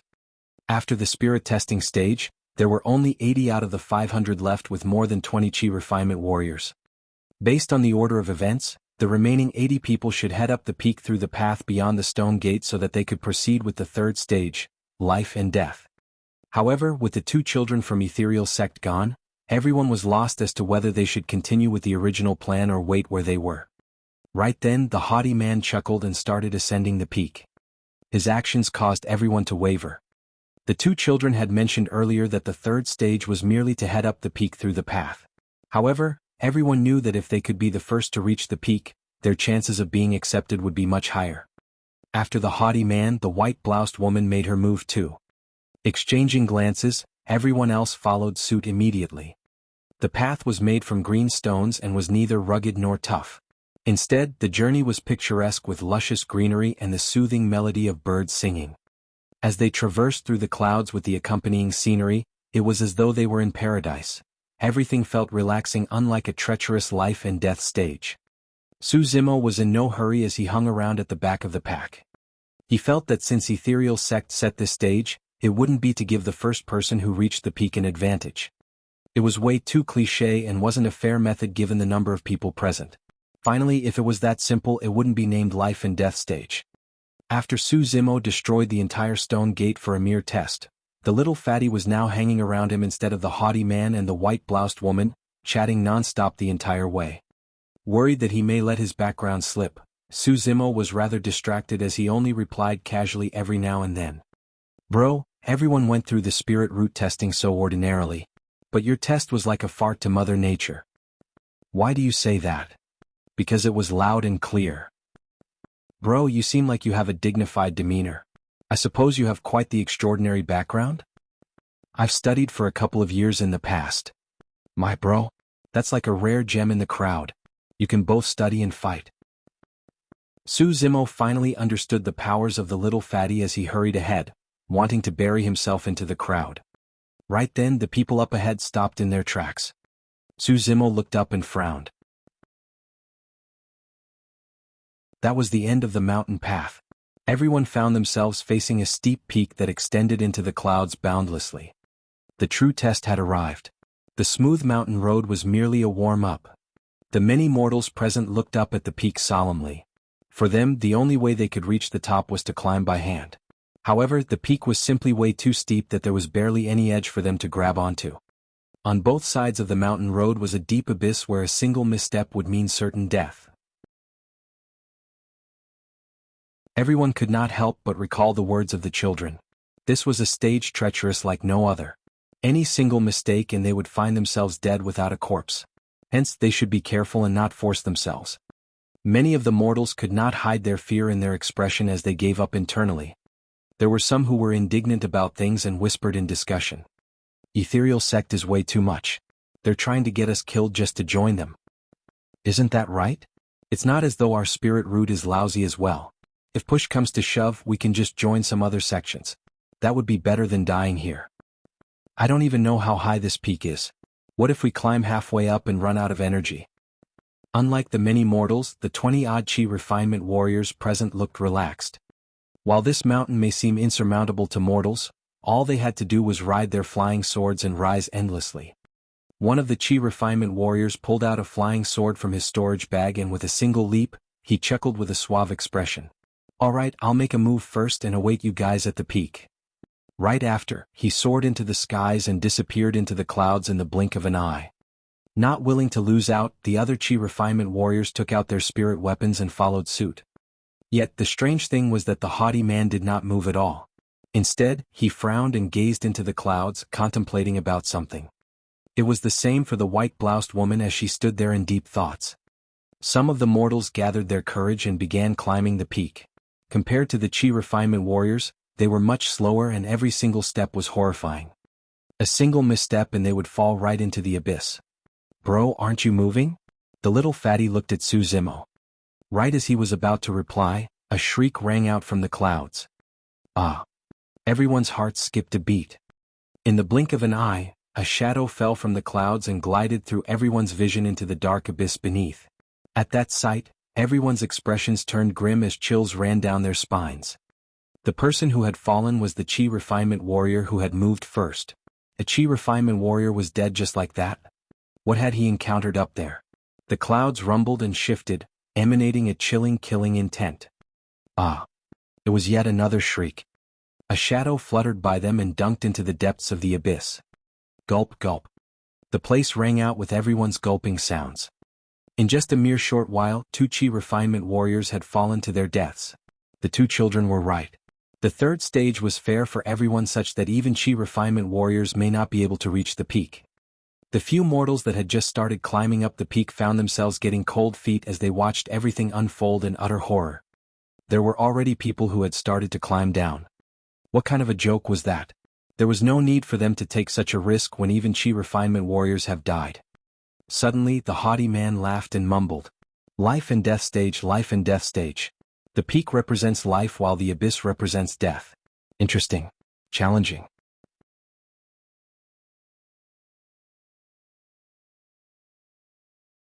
Chapter 65 Crane Obstacle. Chapter 65 Crane Obstacle.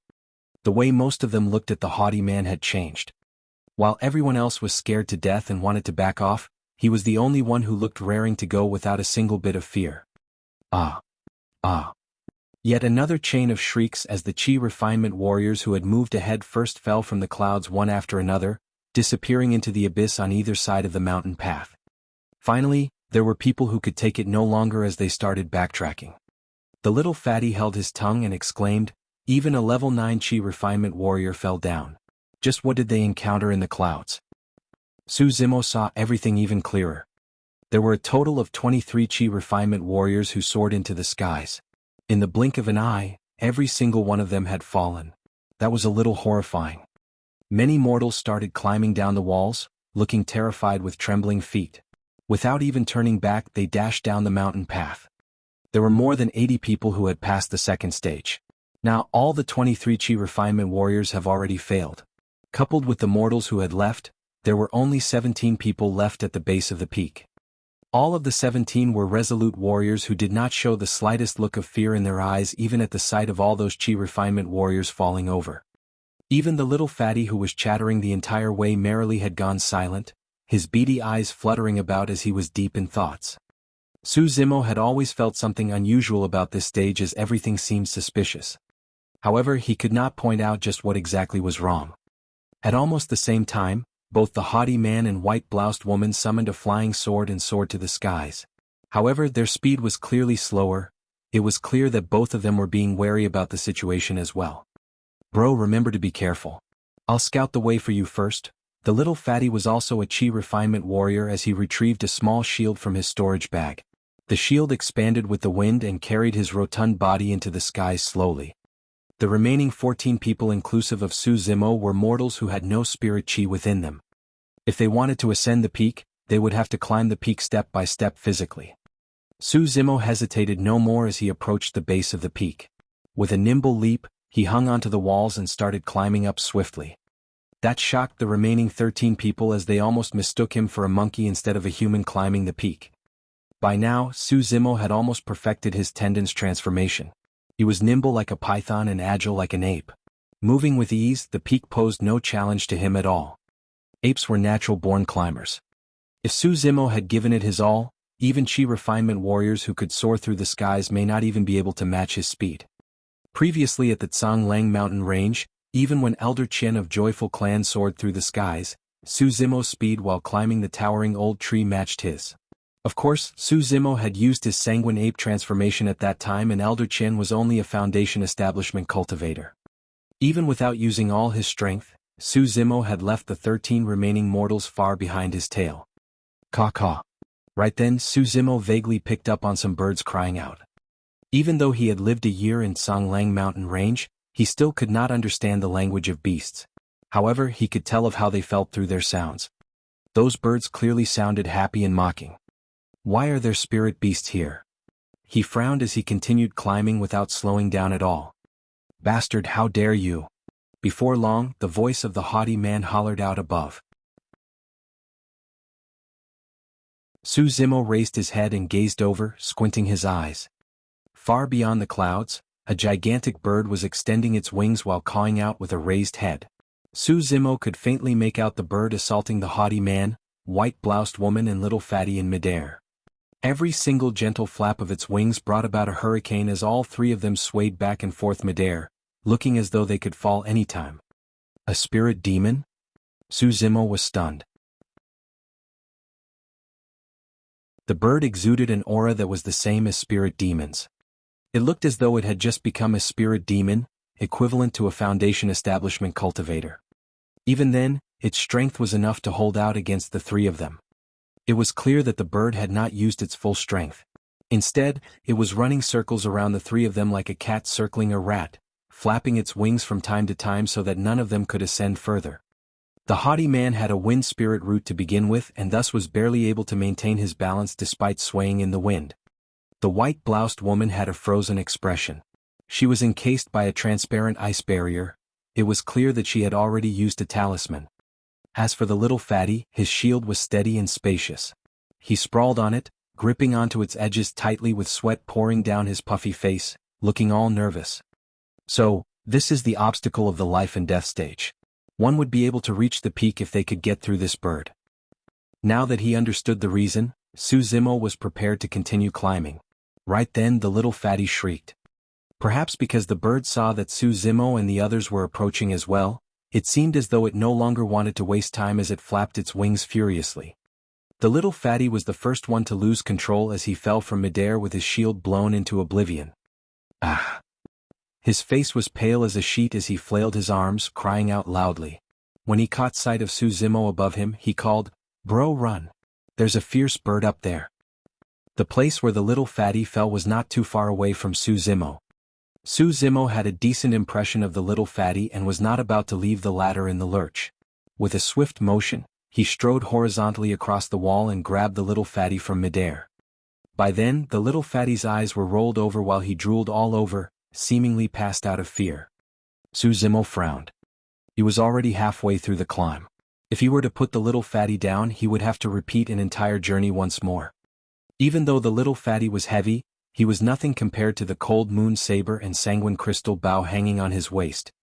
At that thought, Su Zimo grabbed the little fatty with one arm while continuing to climb with another without slowing down at all. It was only after he got closer that he managed to make things out clearly. It was a crane that looked to be in its infancy stage, its eyes filled with merry excitement. It was as though making the climber's fall was the most fun game it ever played.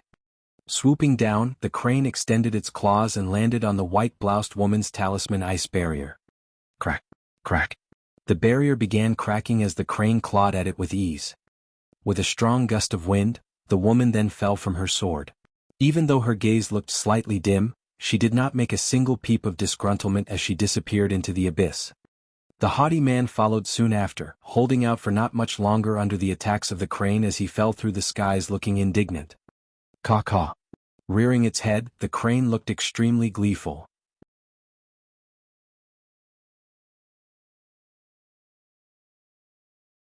Chapter 66, An Ape. Chapter 66, An Ape. When he saw the haughty man and white-bloused woman falling into the abyss, Su Zimo was finally clear about one thing. Those that fall into the abyss will definitely not die. Since the two of them possessed a variant spirit root and the peak master of Ethereal Peak already knew about it, there was no way they would be allowed to die. However, Su Zimo did not know what those who fell into the abyss would encounter. Shifting horizontally, Su Zimo dodged from the crane's line of sight and continued speeding up the peak. Even though he only had one hand, his feet were as nimble as his fingers after he removed his shoes. Digging themselves into the wall of the peak, he continued climbing steadily.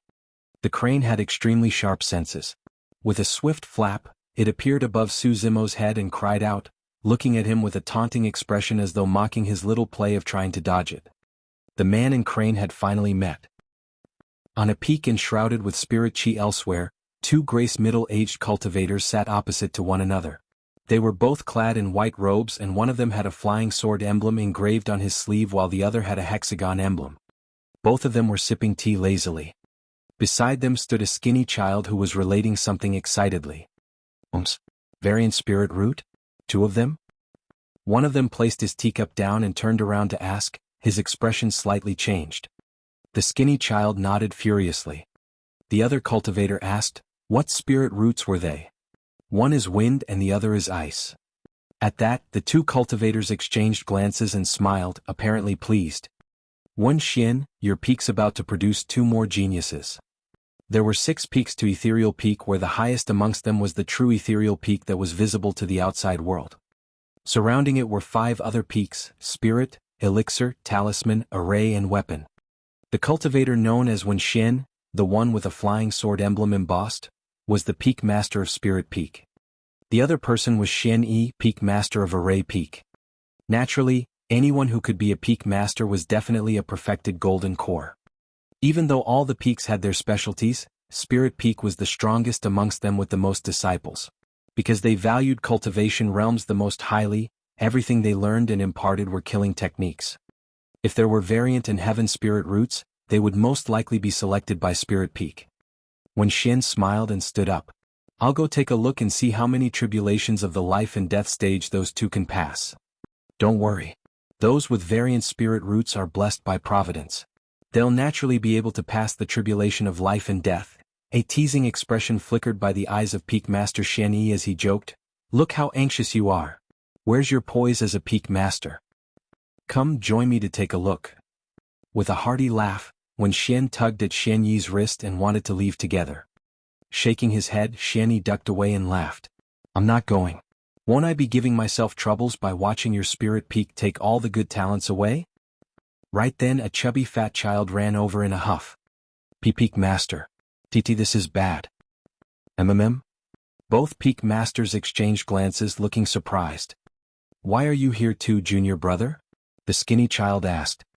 Sweating from head to toe, The fat child waved his lumpy hand and cried out, "Peak Master, the spirit testing gate exploded."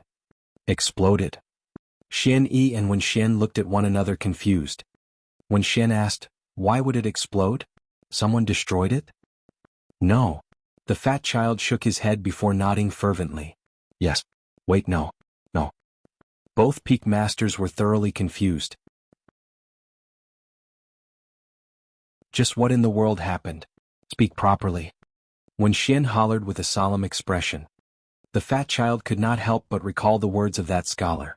Instinctively, he repeated, "It might be because the spirit testing gate had been enduring the rough weather for such a long time without proper maintenance, that's why it broke apart." Bam. Wen Xian flicked the fat child on the head. Ow.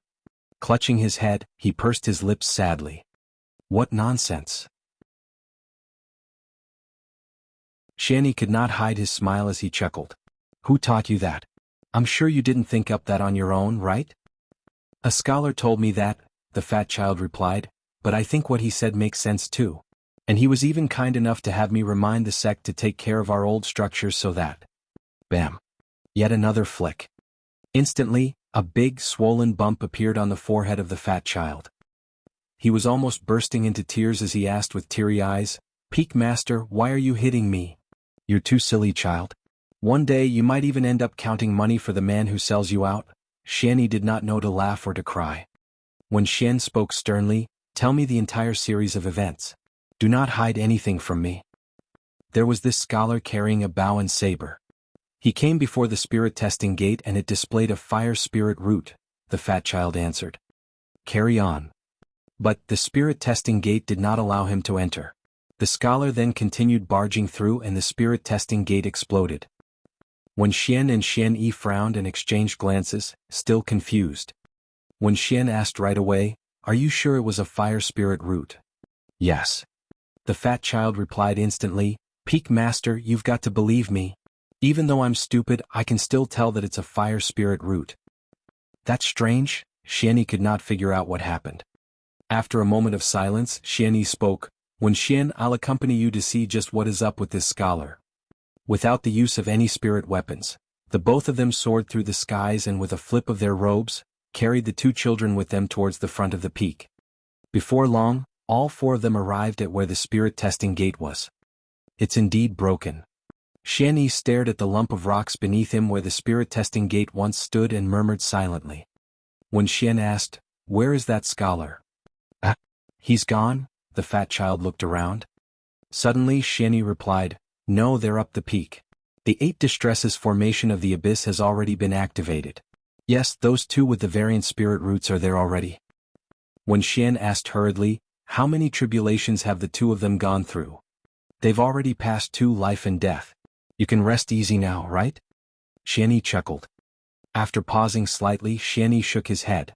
"Wait, the bow and saber carrying scholar isn't going through the 8 distresses formation. He might have left already out of fear." When Xian harumphed gently. "This unknown lad appeared and destroyed our ethereal sect's spirit testing gate and left just like that? Brazen." Caw-caw. Right then, the hurried calls of a crane rang out from beyond the clouds. When Xian and Xian looked up. Far above, a figure was shifting nimbly around the walls of the peak without falling off. Even while dodging the attacks of the crane, the figure was still climbing to the peak rapidly.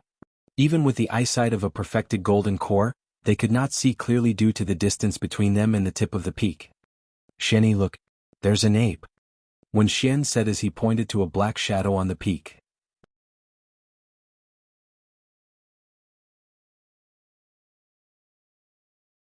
Chapter 67 Full Effort Face-Off. Chapter 67 Full Effort Face-Off. When he heard that, Xian laughed. "Fufu, what a sharp ape. Even he knows that we're one of the 5 main sects of the Great Zhou dynasty, and that's why he wants to be accepted as a disciple of this fortuitous sect. Yes, that ape's quite agile. I wonder how long it can last under the attacks of our Lil Crane. Listen. Lil Crane seems to be angry, ha. Poor ape. Come on, let's go check it out." When Xian and Xian were both smiling and relaxed as they soared towards the peak carrying a child each. As they approached, when Xian and Xian found their smiles disappearing as they tore through the layers of mist. Instead, it looked as though they were witnessing something unbelievable. After a momentary silence, "Cough, that black shadow doesn't seem to be an ape?" Xian Yi pointed to a black figure climbing to the peak as he coughed and asked hesitantly. "Yes, it seems to be a human," when Xian smiled dryly, looking awkward. Both of them could not help but feel their faces flushing after committing such an elementary mistake despite being peak masters. But in truth it was no wonder why they were mistaken. From a distance where the black figure was murky, it was leaping left and right like an agile ape. Even though both of them were perfected golden cores with an immense amount of knowledge, they would not have thought that the figure was a human. As they got closer, their expressions changed once more. "That doesn't seem to be a human." "Yes, there are two of them."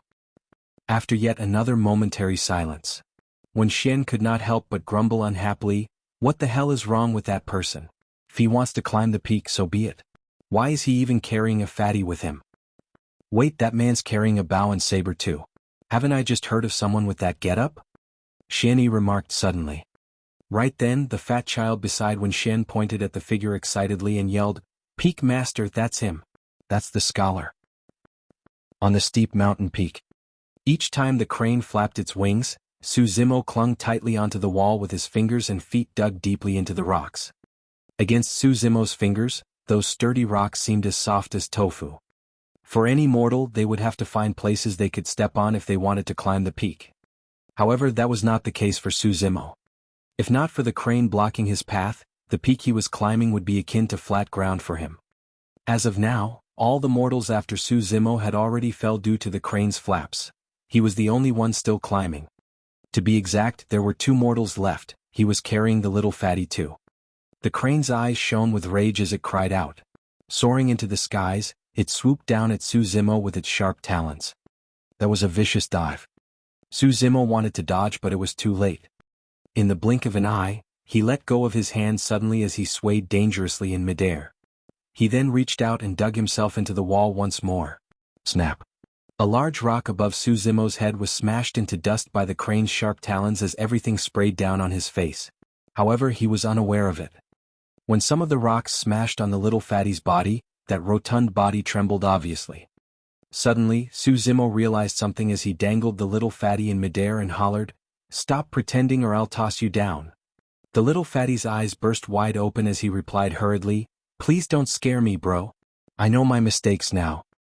"Do you still want to reach the peak?" Su Zimo asked quickly. "Yes, of course. Hold on to my back on your own. Don't blame me if you fall." "Yes, yes." The little fatty shifted quickly and wrapped his arms and legs around Su Zimo's neck and waist like an octopus. That way, even though Su Zimo was still carrying an additional man, he had both hands to work with. At the start, the crane's attacks weren't ferocious. It was clear that its aim was not to injure, it merely wanted to deter Su Zimo from climbing further. After multiple failed attempts, the crane was frustrated. That was why if Su Zimo had not managed to dodge the previous attack, his brains might have been crushed by the crane's talons. He did not dare to be careless against an enraged early-stage Foundation establishment spirit demon. That was why he got the little fatty to a piggyback position so that he could have two hands to contend against the demon. In all fairness, Su Zimo was only at the third section of the Mystic Classic of the 12 Demon Kings of the Great Wilderness and was not a match for the spirit demon yet, even if it was only at early-stage Foundation establishment. However, Su Zimo's goal was not to fight it out with the crane. Instead, he merely wanted to dodge it and reach the peak. With that, things were much simpler. Swoosh! The crane dove once more as Su Zimo's eyes shone brightly.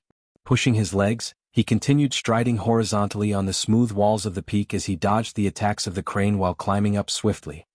Crack, crack, crack. Su Zimo's fingers and feet dug deep into the rocks. His speed was not inferior to when he was on the ground. Caw-caw. When the crane caught sight of that, it was even more enraged as it soared through the skies and burst off like a rocket, appearing behind Su Zimo and attacking relentlessly with its talons and beak. Its long beak was even sharper than a flying sword, such that every single poke sent a sharp, ringing sound reverberating through Su Zimo's ears. As long as the beak pierced him, there would definitely be a bloody hole on his body. The little fatty was so scared that he was shivering with his eyes closed tightly. Su Zimo dodged repeatedly as his tendons cried out. With every single expansion and contraction, his blood would be filled as his large tendon convulsed intensely, pushing his body to its limits.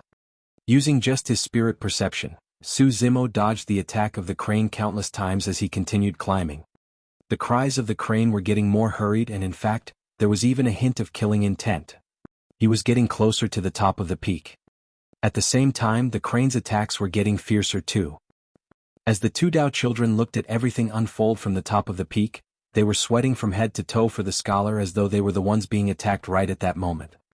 The man and the crane contended against one another on the steep peak. Even though the man seemed unable to fight back, it was still extremely dangerous and intense. Any bit slower and the scholar could very well be dead in the talons of the crane. Wen Xian and Xian Yi had equally grim looks on their faces as they watched fixedly, prepared to save him if need be. To think that the scholar would still have strength left to be able to continue climbing while defending against our Lil Crane's attack. Xian Yi's tone was somewhat amazed. Wen Xian commented solemnly, "If I'm not mistaken, the bow and saber on the scholar's waist are made from spiritual items. Even though those are pseudo-spirit weapons, they weigh more than an entire ton together." Wen Xian's remark had a clear meaning behind it. If Su Zimo had not been carrying the sanguine crystal bow and cold moon saber, he would have been even more agile and might have even reached the top of the peak by now. Wen Xian and Xian Yi exchanged glances. There was a common consensus as a thought flashed through their minds. This scholar is interesting.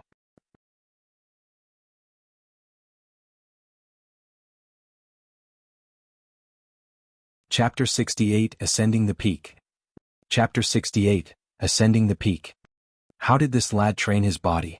That level of nimbleness, harmony and stretchability is something that even a spirit beast can't match. His movements resemble an ape and python, yet there are many differences. He might have learnt them through observing wild beasts. Seems like this lad is rather talented. I wonder how many tribulations of the 8 distresses formation he can pass. At that, both Wen Xian and Xian Yi froze with a startled expression. Wen Xian murmured softly, "The 8 distresses formation is set up within the abyss beneath. If this lad truly ascends the peak, wouldn't it be equivalent to him passing the 8 distresses formation?" On the surface, Ethereal Sect's 3rd life and death stage was for the cultivators to ascend the peak.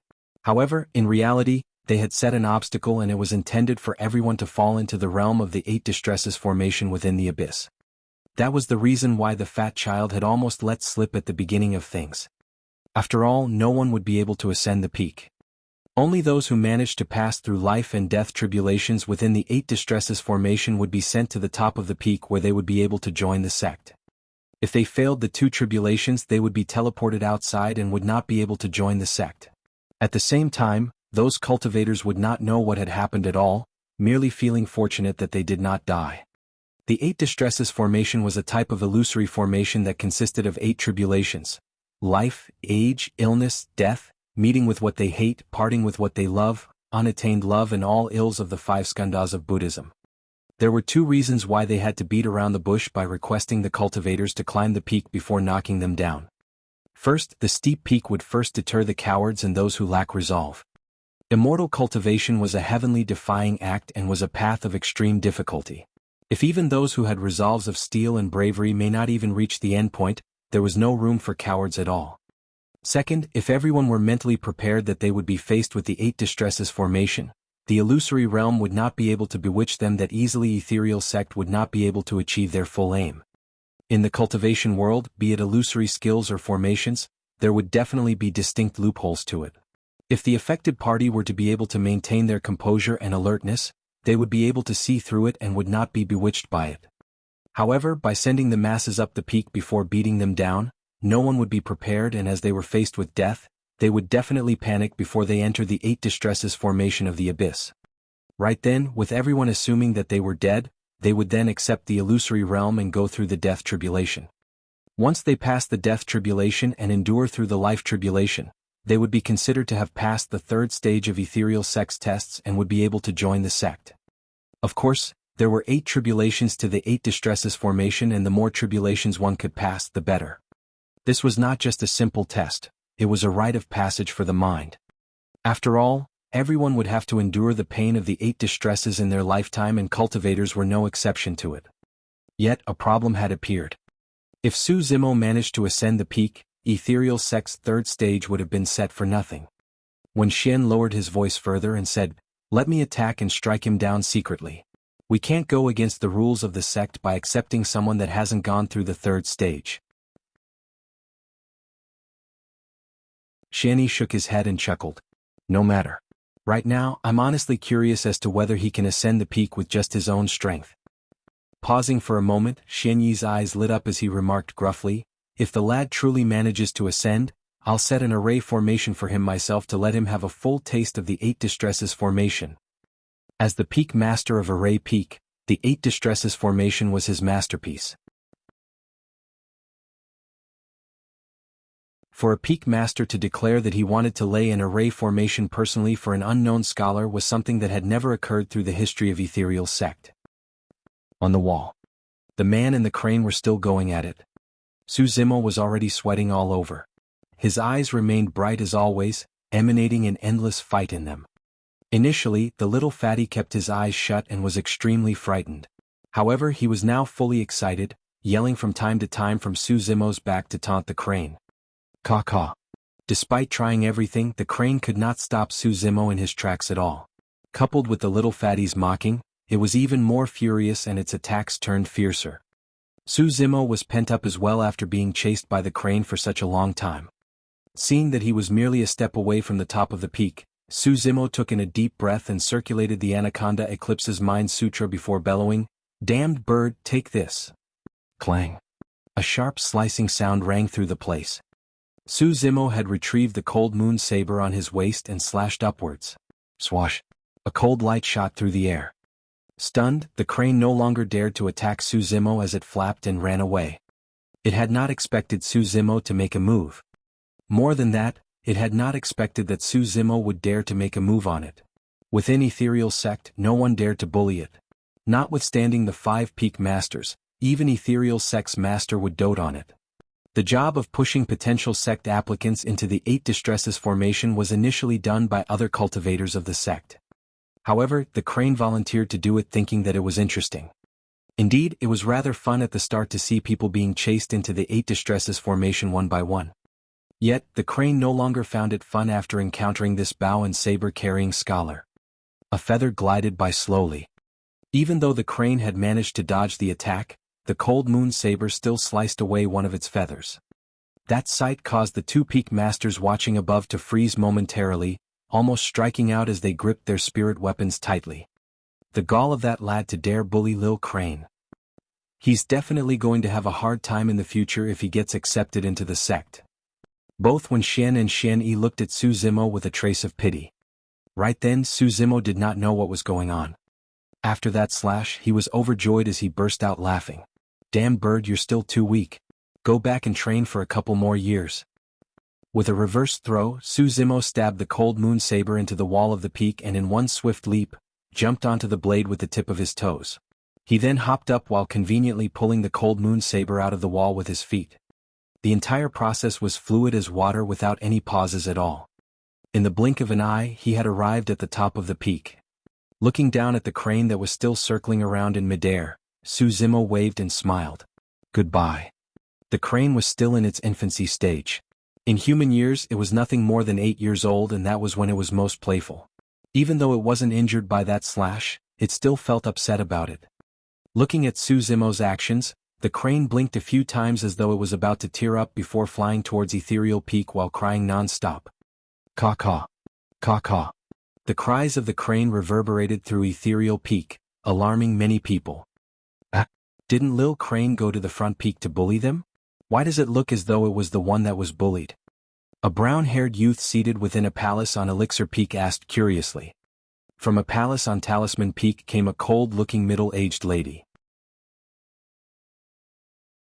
Watching the crane fly through the air, she frowned slightly and muttered, "What's wrong with Lil Crane? To think that someone of Ethereal Sect would dare bully it?" A disheveled old man appeared on Weapon Peak as well. Slovenly dressed, he burst out in laughter. How dare to see Lil Crane being on the losing end. Interesting, interesting.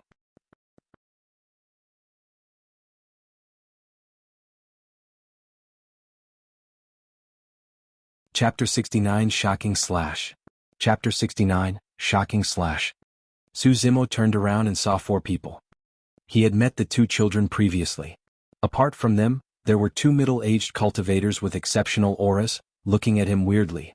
Su Zimo guessed that the 2 of them must be seniors of Ethereal Peak.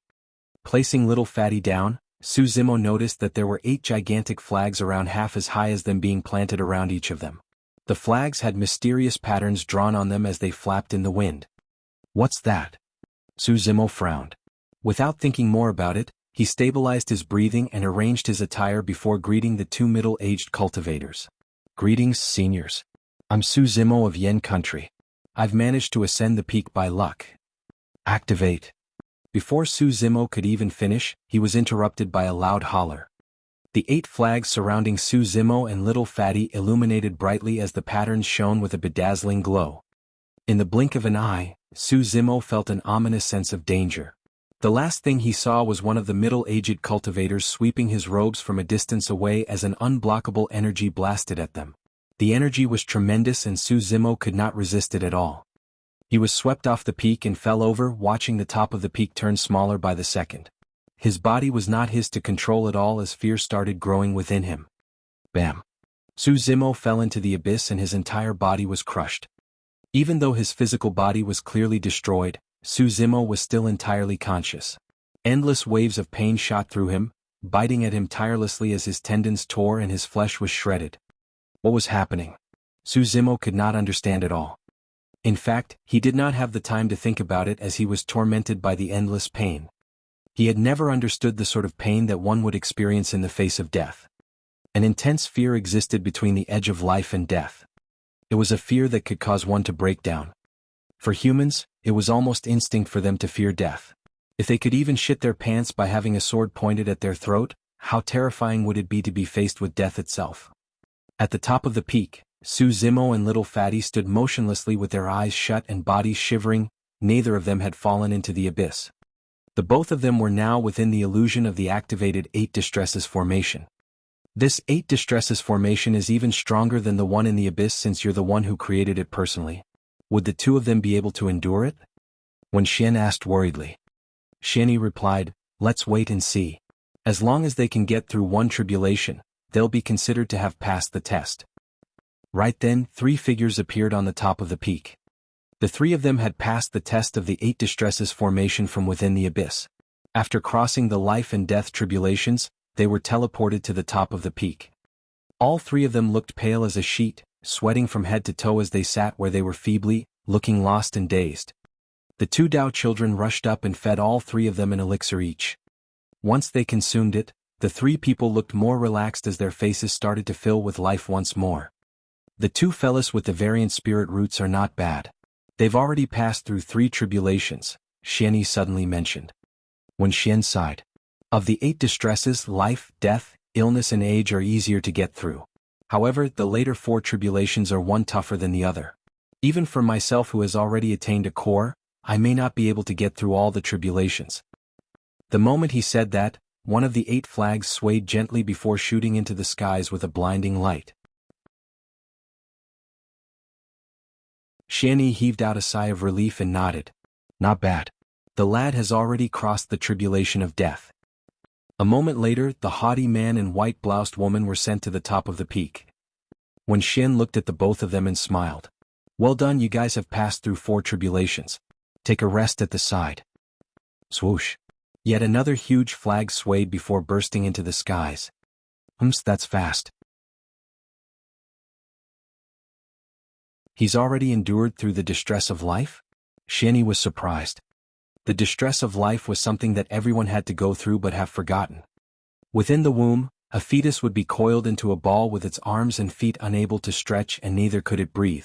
It was akin to being sealed in a tight cage and the pain of it was excruciating. That was also the reason why babies would cry the moment they are born. Before long, another streak of light broke through the clouds. Right after, a 4th beam of light. This? When Xian and Xianyi exchanged glances, both could read the shock in the other's eyes. From Elixir Peak, a brown-haired youth soared into the skies and looked at the lights from afar, frowning to himself. That light's from a flag for the 8 Distresses formation. There's actually someone who could have Xianyi create the formation personally?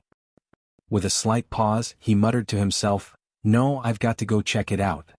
At the same time, a shadow streaked out towards the front peak from talisman and weapon peak respectively. Bam! A fifth beam of light appeared. Before long, a brown-haired youth, cold-faced middle-aged lady and a disheveled old man appeared on the top of the peak as well. All 5 peak masters were gathered. Swoosh! A huge flag wavered. A 6th beam of light. He's already passed through 6 of the 8 distresses. What a mental fortitude. Where is this lad from? The brown-haired youth asked with a deep voice. He's from Yin country. I don't know anything other than that, when Xian shook his head. The cold-faced lady swept her gaze across Su Zimo's body and frowned, asking, "Fire spirit root?" That seemed to be the case. However, for some reason the spirit testing gate refused to let him through. "We can test him with a spirit stone again later," when Xian replied. Right after he replied, bam! The 7th beam of light shot through. Su Zimo had passed through the 7th tribulation. Little Fatty was already sprawled on the ground bawling in tears after enduring through the tribulations of life and death. He had yet to pull himself out of the pain received from the tribulations of the 8 distresses. During the time, the 2 Tao children explained to everyone present about the entirety of the life and death stage. From the initial 500-odd applicants, there were only 6 remaining on the peak who had passed the 3rd stage. Other than the haughty man, white-bloused woman and Little Fatty, the remaining 3 were mortals without spirit chi. Everyone looked at Su Zimo with a complicated gaze. They had just gone through the tribulations of the 8 distresses personally and could still remember the excruciating pain they had gone through. None of them could imagine the sort of torment it would be to endure through 7 different distresses.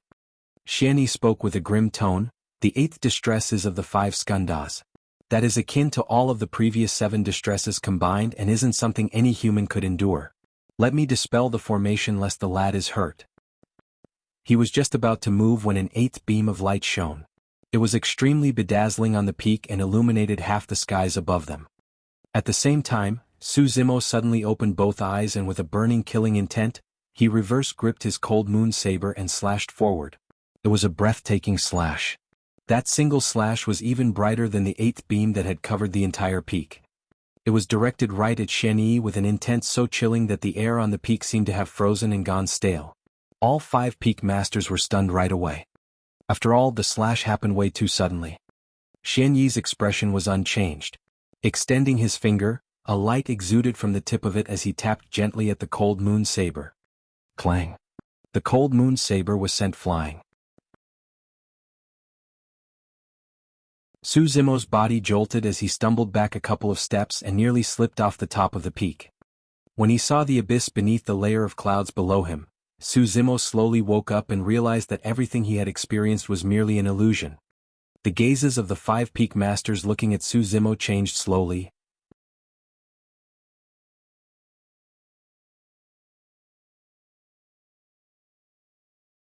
Chapter 70 Joining Ethereal Peak. Chapter 70 Joining Ethereal Peak. The thing that truly shocked the 5 peak masters was not the fact that Su Zimo had endured through the 8 distresses. It was that slash of his. As perfected golden cores, all 5 of them could sense the sort of energy the slash carried along. Its might had surpassed even the full strength of a perfected chi refinement warrior. For a mere mortal to surpass the strength of a perfected chi refinement warrior with just a burst of his physical body, what sort of a phenomenon was that? That was proof that this man's body was as tough as spirit beasts. In fact, he might even be able to match early-stage Foundation establishment spirit demons. Not just that, Su Zimo's slash carried a heavy killing intent. This man must have killed quite a number of times to display a slash as such. Yet, how could a mortal have killed so many times? Furthermore, their shock came from the fact that Su Zimo had dared to strike at Xianyi with such resolute decisiveness. One had to understand that Su Zimo was but a mere mortal. However, Xianyi was a perfected golden core, the peak master of Array Peak. To mere mortals he was what they would define as immortals. Yet, Su Zimo's slash had the intention of murdering an immortal. "Why did you strike at me?" Xianyi's gaze was bright as he glared at Su Zimo and asked grimly. By now, Su Zimo had realized that he had fallen into an illusion and everything he had experienced was merely his hallucinations. Lowering his head, he replied, "I mistook you as the one who had struck at me to push me off the peak. Hence the attack." The 5 peak masters had expected that answer. However, that answer was also troubling at the same time. This was a man that couldn't be tamed. Be it whether the other party was an immortal or had anyone strong backing him, as long as this man was offended, he would kill the other party. To them, Su Zimo was like a double-edged sword. Resolute and sharp, not only could he kill, he could injure them as well. It was hard to tell if it would be a fortune or disaster accepting someone like this into the sect. However, Su Zimo had an extremely rare mental fortitude such that he was even able to endure through the tribulations of the 8 distresses. It would be difficult for Ethereal Peak to give up on such a rare talent. Furthermore, Su Zimo had already passed all 3 tests of the sect. Exchanging glances, all 5 peak masters could not arrive at a decision. Normally, Spirit Peak's master, Wen Xian, would definitely be the first to accept someone as such. Yet he was keeping silent at the moment. Contemplating silently, Wen Xian retrieved a spirit testing stone from his storage bag and handed it to Su Zimo. Test your spirit root again. Su Zimo gripped the spirit testing stone tightly. It shone scarlet red and emanated heat. All 5 peak masters nodded their heads in agreement. Fire element, heaven spirit root. That's right. Before that thought passed them, the spirit testing stone turned into ash and scattered from Su Zimo's fingertips. Everyone was stunned. What had just happened?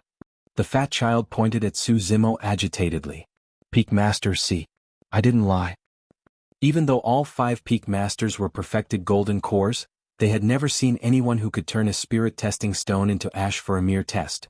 It was weird. Suddenly, an authoritative voice boomed out in all 5 of their minds. This lad has too much killing intent and is too brash. Since he has a fire spirit root, we can let him join the weapon peak to learn more about the craft of refining weapons. We can make other plans for him after we shave away some of his aggressiveness. That voice was from Ethereal Peak's sect master. Other than the 5 peak masters, no one else knew what was going on. The peak master of Weapon Peak was the disheveled old man. He snickered at Su Zimo. Come, follow me back to the Weapon Peak. From now on, you'll be a trial disciple of Ethereal Peak. You'll be under me. Understood. Su Zimo nodded. The haughty man, white-bloused woman and little fatty were inducted into Spirit Peak naturally, while the 3 remaining mortals were assigned to Elixir, Array and Talisman Peak. Waving his oily robes, the disheveled old man collected Su Zimo and left the peak. Before long, Su Zimo was brought to the Weapon Peak as the disheveled old man remarked, I'm your master from now on. We don't have so many rules here in Weapon Peak. You can just call me old man. Shui. Yes, you. Come here. The disheveled old man beckoned to a disciple passing by nearby. The man named Shui was frail and skinny. Running over, he nodded his head to the disheveled old man and greeted courteously, Master. Su Zimo here has just joined the sect and he's your junior brother. Go get him one of our sect badges and items for trial disciples before choosing a cave abode. After giving his instructions, the disheveled old man waved his robes and left. I'll be troubling you then, senior brother, Su Zimo greeted with cupped fists. Shui smiled and waved it off. It's fine, don't stand on courtesy. He brought Su Zimo before a majestic cockloft and introduced, This is our Elixir Peak Spirit Weapon Chamber. If any of the trial disciples from the 5 peaks want a spirit weapon, they would have to come exchange for it using their contribution points.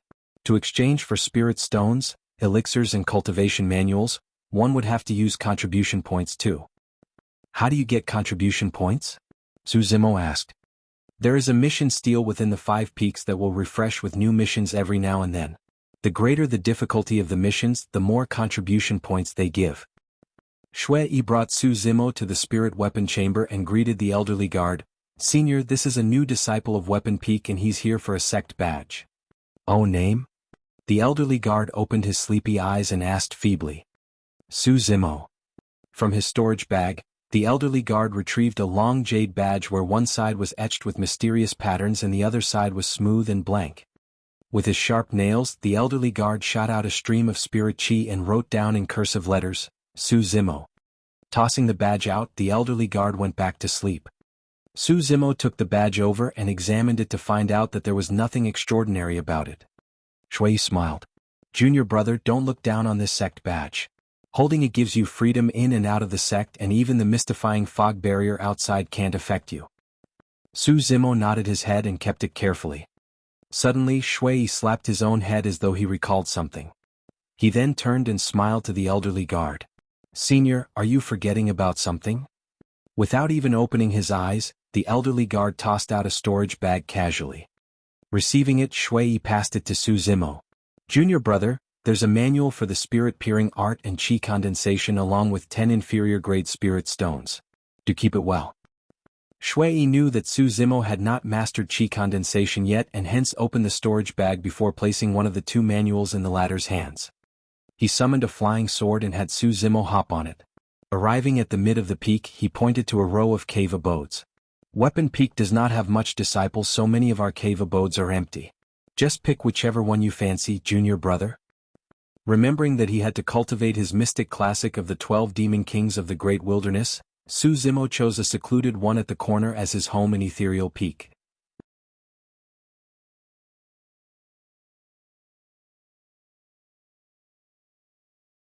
Chapter 71 Frightening Cultivation Speed.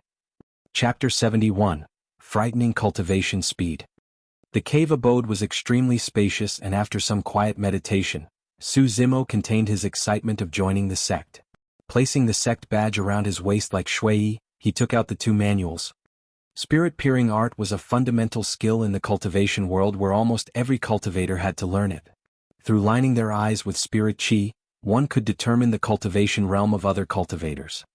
But of course, there are rare cultivation techniques as well that could help one hide their cultivation realm from spirit-peering art's detection. The Chi Condensation Manual could be considered as an entry skill for Ethereal Sect. Everything from opening storage bags, cultivating the spirit-peering art, sword kinesis flight, refining elixirs and weapons required one to have spirit chi. Because Su Zimo had a fire spirit root, the spirit chi he could manifest from chi condensation would naturally carry the fire element. Before he left, Shui had informed Su Zimo that there would be a welcome ceremony held 10 days later at Ethereal Palace, which was situated at the main peak of Ethereal Sect. Along with many seniors, the sect master would be present as well, and all the new disciples were required to attend it. Su Zimo was determined to reach level 1 chi condensation before the welcome ceremony. The very thought that he would be able to obtain sword kinesis flight once he achieved chi condensation had Su Zimo's blood boiling with excitement. He would no longer have to be in the wretched state of being chased by other cultivators. Opening the chi condensation manual slowly, Su Zimo was gradually immersed in the lines of tiny words. The first step of chi condensation was to obtain a sense of chi. Spirit chi was everywhere and it was akin to breathing air. However, one would not be able to sense spirit chi without a spirit root. Following the instructions of the chi condensation manual, it took an hour before Su Zimo felt a warm sensation channeling in the air around him. It was a fresh, unique sensation unlike anything he had ever felt before. So, this is spirit chi. As his thoughts wavered, the sensation disappeared and he could no longer sense that warm energy. This? A flicker shot through Su Zimo's eyes as he pondered about it before coming to a realization. There were 3 words written on the first page of the chi condensation manual: mindful chi condensation. Only if one was at peace and mindful would they be able to sense the existence of spirit chi. The moment they were distracted, the sensation would dissipate. But no matter what, Su Zimo was slightly relieved that he had managed to achieve the first step of sensing spirit chi. After all, there was something odd about the fire spirit root within him. Not only could it destroy spirit testing stones, it even caused the sect's spirit testing gate to explode. Previously, Su Zimo was still worried whether an implanted spirit root would achieve the same effects as an innate one. Now it seemed as though those worries were unwarranted. The second step of chi condensation was to absorb the chi internally. It wasn't enough to just sense the spirit chi, one had to control and absorb it. The third step was to channel the chi to the dantian. After absorbing it into the body, one would have to control and channel it to the dantian. That was the only way to ensure that the spirit chi would be fully his instead of being dispersed through the body. With that, he would have achieved level 1 chi condensation. Casting aside all distractions, Su Zimo emptied his mind and felt at the warm aura around him before absorbing it into his body slowly. All of a sudden, Su Zimo felt a warm sensation appearing in his right hand as a stream of spirit chi entered it. Interesting. The chi condensation manual did not mention which part of the body will be used to absorb the spirit chi. However, it was a new experience for Su Zimo to have the spirit chi enter through his right hand. The stream of spirit chi that entered his body was rampant and wild. Frantically, Su Zimo worked to control and channel it to his dantian. The dantian was like the treasure trove of one's body. The moment the spirit chi was channeled in, everything became calm once more. Level 1 Chi Condensation. Su Zimo opened his eyes, which were filled with excitement and a hint of incredibility. Night had just descended, which meant to say that he had only spent less than 2 hours. The fact that he had managed to reach level 1 Chi Condensation within such a short time felt surreal to Su Zimo. Seems like that's the power of a heaven spirit root. Su Zimo smiled. Now that he had achieved Chi Condensation, he was in a good mood and decided to continue absorbing spirit chi, working towards level 2 without resting. His right hand was still the first to feel warm as the spirit chi gushed in endlessly, controlled and channeled by Su Zimo to his dantian. Su Zimo was immersed in his cultivation, and just like that, an entire night had passed. Level 2 Chi Condensation. Within a single night, Su Zimo had achieved level 2 Chi Condensation. Isn't this a little too soon? Is that how fast things move with a heaven spirit root? He was a little stunned. Su Zimo did not know the speed in which others cultivated at. However, he merely felt that it was unusual for him to cultivate that quickly. After all, he had not even made use of spirit stones and elixirs yet for the previous night. If he had used them, wouldn't his cultivation speed be even faster? He decided to cast aside all his queries first and to ask his other seniors when he had the chance. The thought of spirit stones gave Su Zimo an idea. Before he left Pingyang town, he killed Zhou Dingyun and had managed to obtain a storage bag. Now that he was at level 2 Chi Condensation, he could finally use it. Taking out Zhou Dingyun's storage bag, a stream of spirit chi flowed out of Su Zimo's fingertips as he touched the storage bag gently. It opened up and a space floated out from within with more than 1,300 inferior-grade spirit stones lined together. Other than another jade bottle, there was nothing else. He opened the jade bottle. It contained 3 elixirs as a gentle fragrance wafted out. Su Zimo whiffed at the fragrance, and the calm spirit chi that was contained in his dantian began to rumble. He instantly understood that those 3 elixirs would benefit him in absorbing spirit chi. For someone like him who had just achieved chi condensation, this was quite a small fortune. Su Zimo kept the spirit stones, elixirs, sanguine crystal bow, cold moon saber and the quiver on his back into the storage bag given to him by the sect. Right away, his entire body felt lighter with 1 ton worth of weight removed. The amazing thing about storage bags was that no matter the weight of the items kept in them, the user would not feel it at all. Opening the manual for the Spirit Peering Art began cultivating it. He spent the rest of his time cultivating the Chi Condensation Manual in the daytime and the Mystic Classic of the 12 Demon Kings of the Great Wilderness in the nighttime. Just like that, 10 days had passed.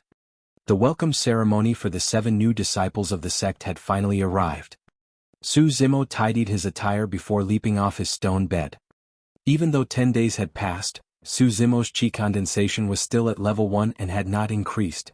In reality, he was already at level 4 Chi Condensation by the 7th day, and his dantian had amassed a large amount of spirit chi.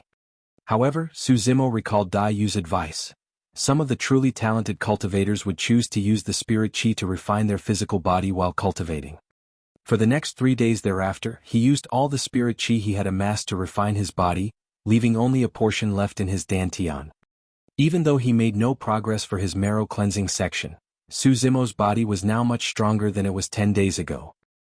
He estimated that by now, even a full-forced attack by a level 10 perfected Chi refinement warrior using an inferior-grade spirit weapon would not be able to pierce his skin.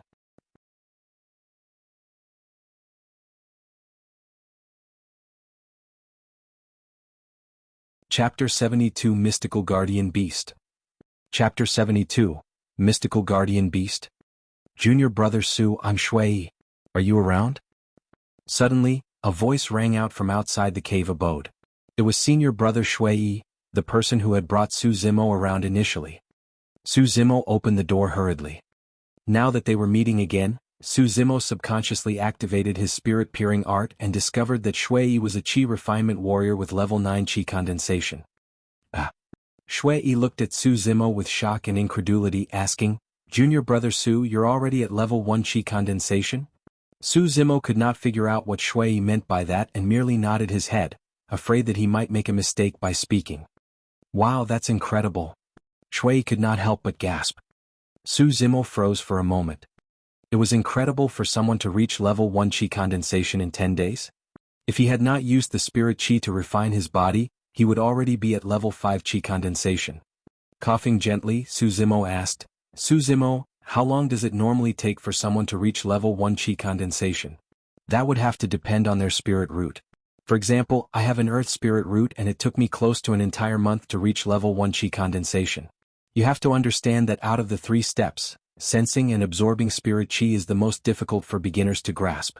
They either fail to sense the existence of spirit Qi or they're unable to absorb it. All of that will require time to cultivate, test, grasp and discover, Shui explained. Even though Su Zimo's expression was indifferent, he was even more curious in his heart now. Sensing and absorbing spirit Qi posed no challenge to him at all, unlike what Shui had explained. Could that be the benefit of having a heaven spirit root? The moment he thought of that, Su Zimo smiled. It might be because I've got a heaven spirit root and that's why I cultivated faster. That must be it. Suddenly enlightened, Shui nodded his head. It's indeed much easier for those with a heaven spirit root to attain Qi condensation. I heard that some geniuses take a single day to reach level 1 Qi condensation. But don't feel bad, junior brother. It's already extremely fast for you to reach level 1 within 10 days. Su Zimo smiled and nodded. In reality, he had only taken less than 2 hours to reach level 1 Qi condensation. But according to Shui, even the fastest geniuses require a single day. How could this be? He then thought about the explosion of the spirit testing gate, the ashing of the spirit testing stone, his frightening cultivation speed and all the other weird phenomenons. The only explanation was that the heaven spirit root given to him by Dai Yu was much stronger than real heaven spirit roots. I can't teach you anymore. Hence I have planted a spirit root in you.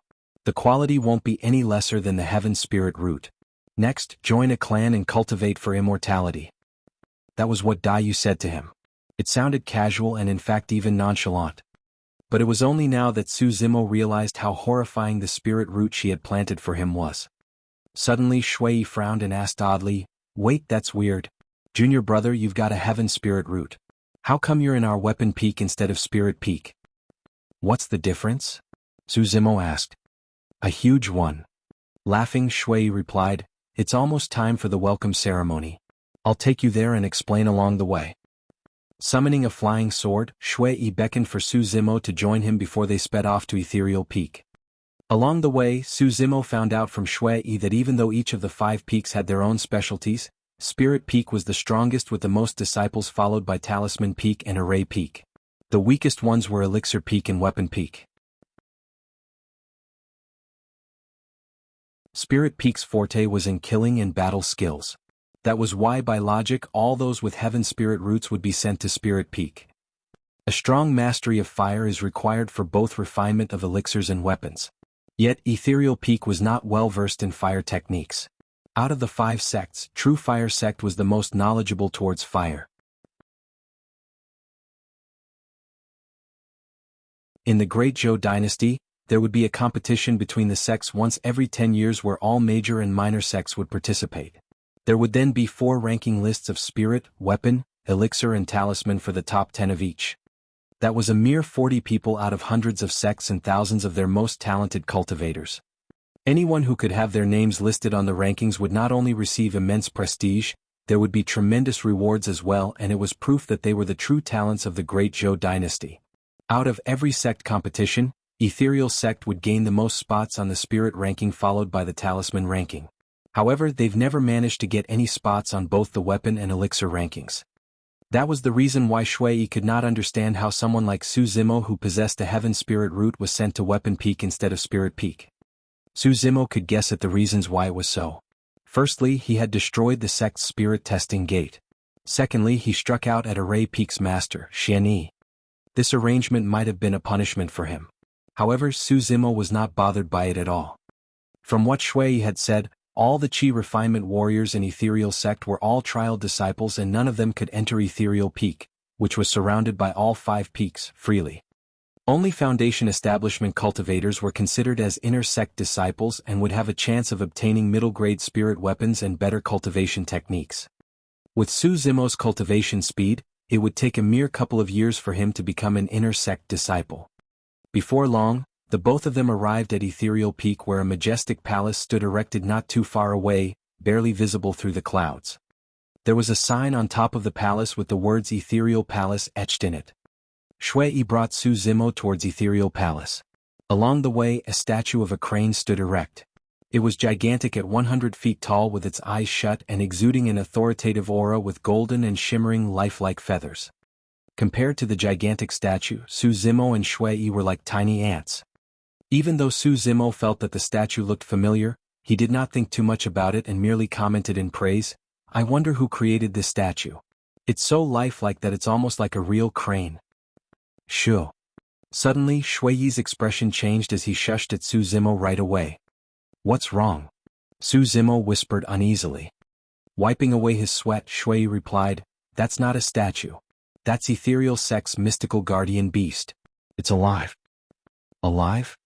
Su Zimo coughed gently and raised his head to look at it again awkwardly. Because the crane stood there motionlessly, Su Zimo's first thought was that it was a statue. "What's it perched here for then?" Su Zimo asked again. Shaking his head, Shui replied, "I've got no idea either. Senior Crane usually stays within the Ethereal Palace and it's rare for normal disciples to catch a glimpse of it. I guess we're really lucky today." Pausing for a moment, Shui looked around with a mysterious expression, whispered gently, "Though, I heard that Senior Crane's child was bullied to tears by a new disciple recently. Perhaps it's here to settle things with that disciple. I wonder who's the unlucky one, hee." Su Zimo suddenly stopped in his tracks and turned around. Blinking his eyes slowly, he asked, "Say, is the child of this Senior Crane a crane too? Isn't that just nonsense?" "Obviously it is." Shui laughed. Su Zimo did not find it funny in the slightest bit.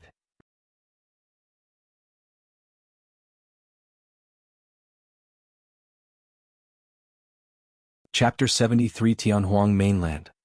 Chapter 73, Tianhuang Mainland. When Shui saw Su Zimo stopping in his tracks with a weird expression, he asked softly, "What's wrong, junior brother? Why do you look so pale?" Su Zimo did not reply. As though he had recalled something, Shui gasped and pointed at Su Zimo with a stutter. "Why, you're not that, you unlucky soul, right?" Right then, Su Zimo felt a cold wind and goosebumps rising all over his body. It was as though he was being targeted by an incomparably strong being. Su Zimo's body froze and his hands and feet turned cold as he turned around and raised his head slowly. Unknowingly, the gigantic crane behind the both of them had its eyes opened, glaring at them with an icy gaze. Before the crane, Su Zimo felt that he was incomparably small and that comparison wasn't merely for their size, it was in terms of power. If the crane wanted him dead, it did not even have to make a move.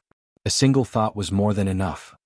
The air around them seemed to have gone stale as a killing intent spread slowly, making it seem as though the heavens could collapse at any moment.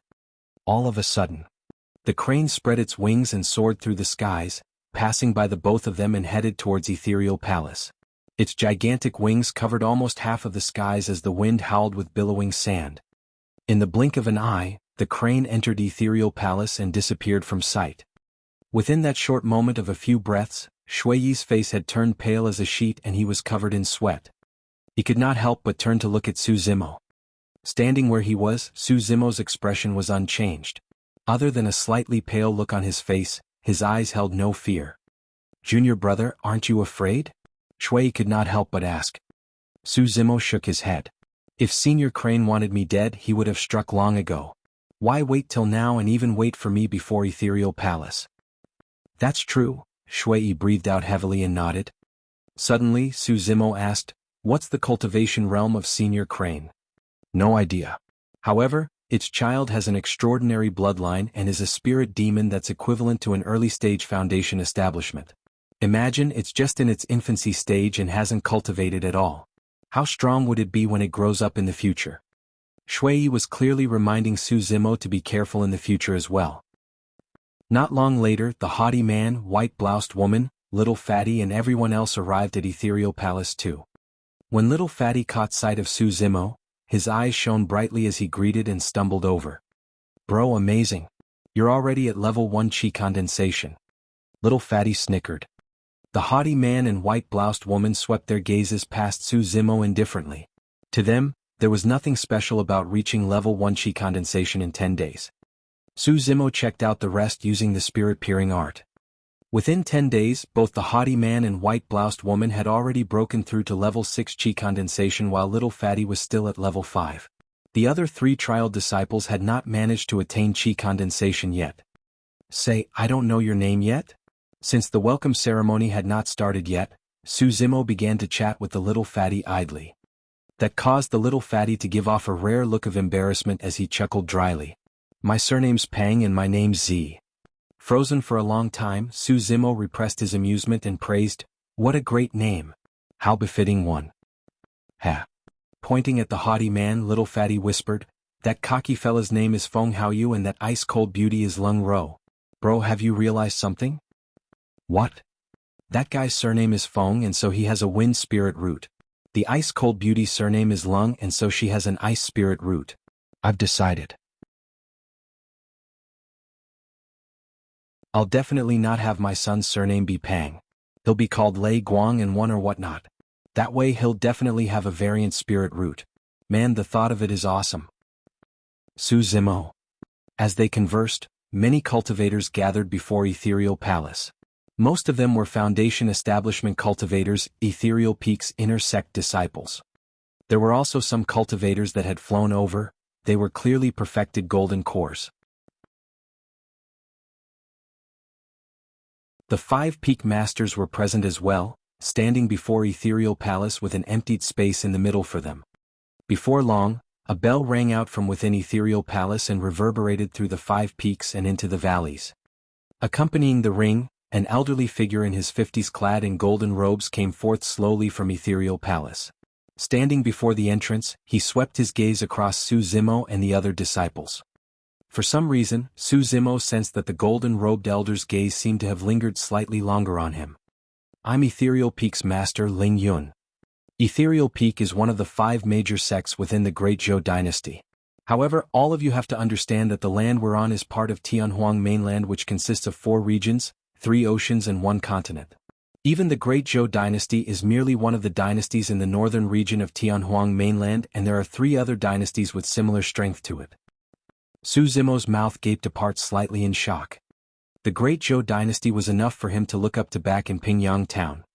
It was at this moment that Su Zimo realized how insignificant the Great Zhou dynasty and even Ethereal sect was compared to Tianhuang mainland. If he had continued staying within Pingyang town, he would be like a frog in a well, merely only able to see a pitiable portion of the skies. But of course, given Su Zimo's current strength, notwithstanding the 4 regions, 3 oceans and 1 continent, it wasn't even enough for him to move about unhindered within the Great Zhou dynasty. After taking note of the shock within the eyes of Su Zimo and the rest, Sect Master Ling Yun nodded his head and continued, of the 7 of you, some have already managed to reach level 6 chi condensation while some have yet to break through to level 1. Those who are slower need not feel discouraged. The path of cultivation is long and arduous. All of you are just at the beginning of things. Being slow at the start does not mean that you'll always be slow. Foundation establishment comes after chi condensation. From there on, you will start on a major milestone of cultivation, core formation. Once you've formed a core, your lifespan would extend to 500 years as you cast away your mortal self and be known as a perfected being. After that, you will reach the nascent soul realm and your lifespan will further expand to 1,000 years as you become known as a perfected lord. There, your sea of wisdom is unlocked as you cultivate your spirit consciousness. Even if you are blinded, you will be able to sense everything around you as your spirit consciousness permeates through the world unobstructed. Post-nascent soul comes void reversion realm where you commit your heart to the Tao and refine your spirit to the void, casting away all impurities from the nascent soul. It will then evolve to an essence spirit, transparent and fearless of the world. That is when you have truly broken free of the shackles of a physical body. Other than being able to travel with merely your consciousness, it is also equivalent to having another life as it can assimilate and cultivate a body other than your physical self. Your lifespan will be 5,000 years at that stage, and at void reversion realm, you will be known as a Tao being. Su Zimo was shocked to hear this. There were 9 sections to the mystic classic of the 12 demon kings of the great wilderness. The 7th section was about core formation, the 8th was about turning into an Yin spirit, and the 9th Yang spirit. The Yin spirit section mentioned that one would be able to perceive their own spirit after breaking through the void. Was the sea of wisdom that Ling Yun mentioned referring to that void? Did that mean that the so-called Yin spirit was the immortal equivalent of nascent soul? The Yang spirit section mentioned that one would be able to obtain a pure Yang spirit uncontaminated from Yin after refining the impurities of the Yin spirit. At later stages, one would be able to assimilate with the heaven and earth powers and gather their energy.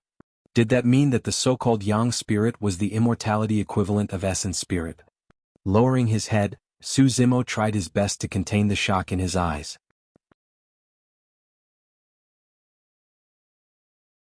If he were to cultivate both as a demon and immortal, there was a high chance he would be able to obtain 2 golden cores in the future, 2 essence spirits.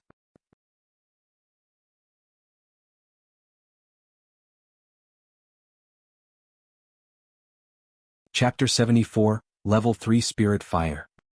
Chapter 74, Level 3 Spirit Fire. There are even higher realms above void reversion where one would be able to form rain and clouds with every flip of their hands. Any thought could cause rivers to reverse, bring about enough heat to burn the oceans and shift stars from their rotations. Every single step of theirs would cross thousands of meters. Those words rattled Su Zimo and the other disciples. It was as though they were already envisioning themselves ruling over the desolates while looking down at the world with disdain. Who would not look forward to power as such? Even though many of the inner sect disciples had heard those descriptions many times, it still sent ardor and zeal coursing through their blood. Sect Master Ling Yun continued with a deep voice, "Head back and work hard on your cultivation. Every end of the year, our sect will organize a face-off between the 5 peaks and the rewards will be generous. Even though the 7 of you have just joined the sect, be it in terms of spirit root or potential, you are exceptional. I hope that there can be some amongst you that will obtain good results in our 5 peaks face-off." On the way back to Weapon Peak, Su Zimo asked Shui Yi, "What's with this 5 peaks face-off?" Shui Yi chuckled. "Simply put, it's to choose the best out of the 5 peaks. For example, for the Weapon Peak face-off, the disciples of Weapon Peak would have a competition with their skills of refining weapons. The disciple that comes out top will get to choose an inferior grade spirit weapon of his desire from the spirit weapon chamber. As for Elixir Peak, they would compete in refining elixirs. The first disciple would be able to get a grade 1 elixir such as the spirit gathering pill." Frowning, Su Zimo asked, "What if there are multiple disciples who can craft an inferior grade spirit weapon? How would they differentiate between the best then?" "Haha." Shui Yi burst out laughing. "If any disciple could craft an inferior grade spirit weapon, they would definitely be the best of Weapon Peak. Junior brother, you've yet to experience any weapon refinement techniques yet, and so you do not know how difficult it is to craft an inferior grade spirit weapon. There has never been any disciples who could craft an inferior grade spirit weapon during the annual Weapon Peak face-off. Everyone could only manage to create pseudo-spirit weapons and our master will then judge who has the best quality." Su Zimo nodded. Shui Yi continued, "Actually for the 5 peaks face-off, all the other peaks are merely there for show. Everyone's actually more focused on Spirit Peak's face-off. After all, the disciples would be competing in terms of battling techniques and pure strength. That's way more exciting. The rewards are even better as well. Not only do they get an inferior grade spirit weapon, a grade 1 elixir, there would also be a grade 1 talisman as well as a number of spirit stones. Junior brother, don't fixate yourself on it. After all, both refining of elixirs and weapons would require a large amount of energy and time. Rather than dreaming of other things, the most important task on hand is to steady yourself and focus on your cultivation." Even though Su Zimo did not rebut Shui Yi, he did not agree with it in his heart. As an elixir refinement master, one could create elixirs which would be helpful for boosting their cultivations. As a weapon refinement master, one could create weapons and that was a clear benefit for raising one's strength as well. Most importantly, Su Zimo possessed a fire spirit root and that would enhance his cultivation speed, saving time. Within the 5 peaks, there would be inner sect disciples arriving daily to help the disciples with their queries and doubts. Upon returning to Weapon Peak, Su Zimo listened carefully to an inner sect disciple's explanation of the techniques of refining weapons before returning to his cave abode. The fundamental of refining weapons was to first be able to cultivate a spirit fire. Spirit fire was created by igniting spirit chi into flames. There were 3 levels to spirit fires with their difference shown through their colors: faint red, dark red and scarlet. The deeper the shade, the higher the temperature of the flame and the more the impurities that could be purged. Above spirit fires came true fires which were faint, dark and pure gold in color. The first step of creating weapons was material selection. Be it for refinement of elixirs or weapons, the materials used were spirit items of the universe that contained spirit chi within them. The second step was the smelting process. For elixirs, special elixir furnaces were required, while for weapons, it was weapon tripods. Be it elixir furnaces or weapon tripods, they were all created using special materials that could endure through heat and not melt. By placing the spirit materials they chose into the weapon tripod and using a spirit fire to smelt it, the materials would be melted into liquid form with initial impurities preliminary purged so that it is suitable for refinement. Third step, forging. This step would require controlling the temperature to dip while forging out the shape one wanted for the spirit weapon before the liquid solidified. Of course, one would require much more effort at this step if they wanted to create something special. However, if it was just a normal flying sword, things would be much simpler. Fourth step, tempering. By increasing the temperature within the weapon tripod once more, one would then use spirit chi and the flames to strike at the weapon, conducting a secondary round of impurities elimination to ensure that the spirit weapon turns sturdier. 5-step, spirit gathering. Spirit gathering was the crux and most difficult step of the entire weapon refinement process. Within the weapon tripod, a large amount of spirit chi would be released by the melted materials and they would turn extremely pure under the repeated scorching of the spirit fire. By gathering the spirit chi and fusing it into the spirit weapon, lines of spirit patterns would form on it.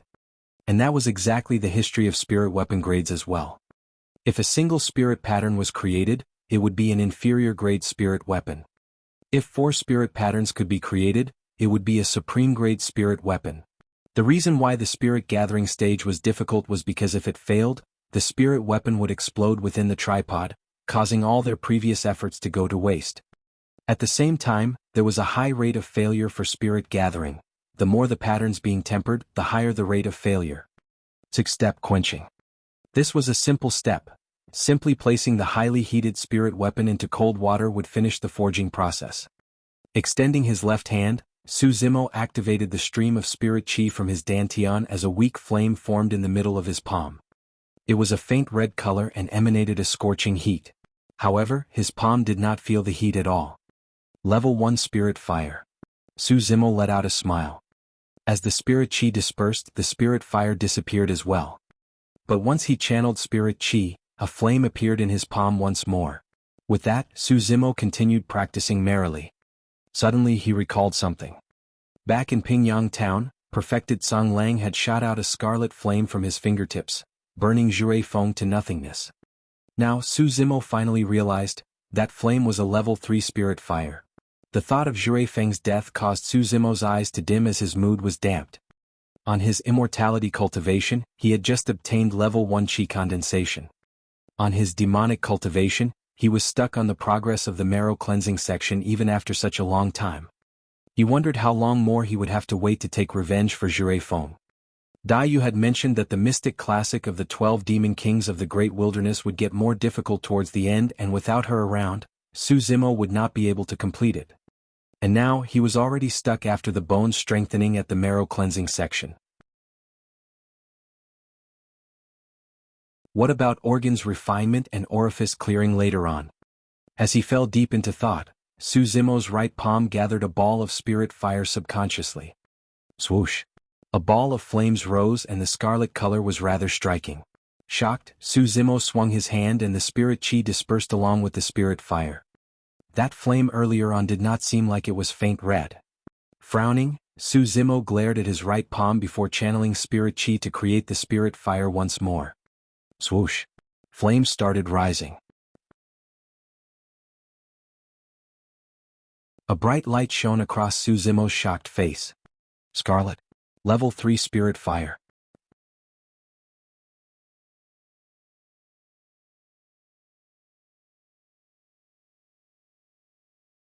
Chapter 75, Indeed Quite Incredible. Chapter 75, Indeed Quite Incredible. How could this be? Glaring at the scarlet flame in his right palm, Suzimo wondered. Naturally, he would not assume that he had managed to create a level 3 spirit fire right after learning about it through pure talent. But what was the reason for everything before him?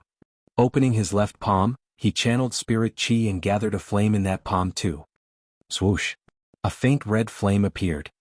Level 1 Spirit Fire. Both balls of flames continued burning in Su Zimo's palms with strikingly different color and a distinct difference in temperature too. Dissipating the flames, he tried again a couple more times. Each time, his left palm would always form a level 1 spirit fire while his right palm could reach level 3. Su Zimo thought back to a detail of chi condensation. The second step of chi condensation was to absorb the chi internally. Back then, the spirit chi in the air entered his body from his right hand. What did that imply? Frowning, he looked at his right hand for a long time but could not find anything unusual about it. Even after a long time, Su Zimo could not figure out what was going on and decided to let the doubt go for now. No matter what, it wasn't a bad thing for him to have a level 3 spirit fire right as he was starting to learn about weapon refinement. The higher the level of spirit fire, the more efficient the purging of impurities from the materials would be. Normally, a level 3 spirit weapon could even refine a middle-grade spirit weapon. But of course, the level of spirit fire was only one of the core factors for a weapon refinement master. They had to be able to control the spirit fire, temperature, and the most important process of spirit gathering. If any of the 6 steps were to go wrong, they would not be able to create any spirit weapons. 4 weapon refinement masters. They were divided to elementary, intermediate, and advanced depending on the grade of spirit weapons they can refine. Only those that can create superior grade spirit weapons could be termed as advanced weapon refinement masters. 4 most perfected golden cores, the spirit weapons they use would not be higher than superior grade. Therefore, in the cultivation world, if anyone could become an advanced weapon refinement master, their status would be equivalent to that of a perfected golden core. In fact, in terms of reputation and networking, they would even surpass the average perfected golden core. However, even advanced weapon refinement masters would not dare to casually attempt for supreme-grade spirit weapons given the high failure rate. As a disciple of Weapon Peak, Su Zimo obtained a weapon tripod from the elderly guard and spent the rest of his time training on his weapon refinement skills in his cave abode. Occasionally, he would train his chi condensation and spend the nights reading into the marrow cleansing section. A month later, Su Zimo's cultivation realm was at level 5 chi condensation and he was getting better at weapon refinement, having created a couple of pseudo-spirit flying swords successfully. However, he still had no progress on the marrow cleansing section. To be accurate, he did not even know how to carry on with it. The marrow cleansing section stated that he would be able to achieve marrow cleansing by quivering the marrow with the sounds of tigers and leopards. Having stayed an entire year in the Tsonglang mountain range, he was extremely familiar with the sounds of tigers and leopards. Yet, no matter how hard he tried to imitate it, he could not achieve the desired effect of marrow cleansing. Su Zimo was even almost going hoarse by the end of the month. He could feel that he was not going in the right direction, so he intended to look for an opportunity to capture a tiger and a leopard so that he could slowly work with that sound requirement. This day, Su Zimo came forth from his cave abode. Every end of the month, the 5 peaks would have a simple test held. It was not compulsory and any disciples of the various peaks could take part. The first place of the test would have a chance to observe the projections of seniors in the sect refining weapons. One had to understand that every weapon refinement master had a different method of doing things.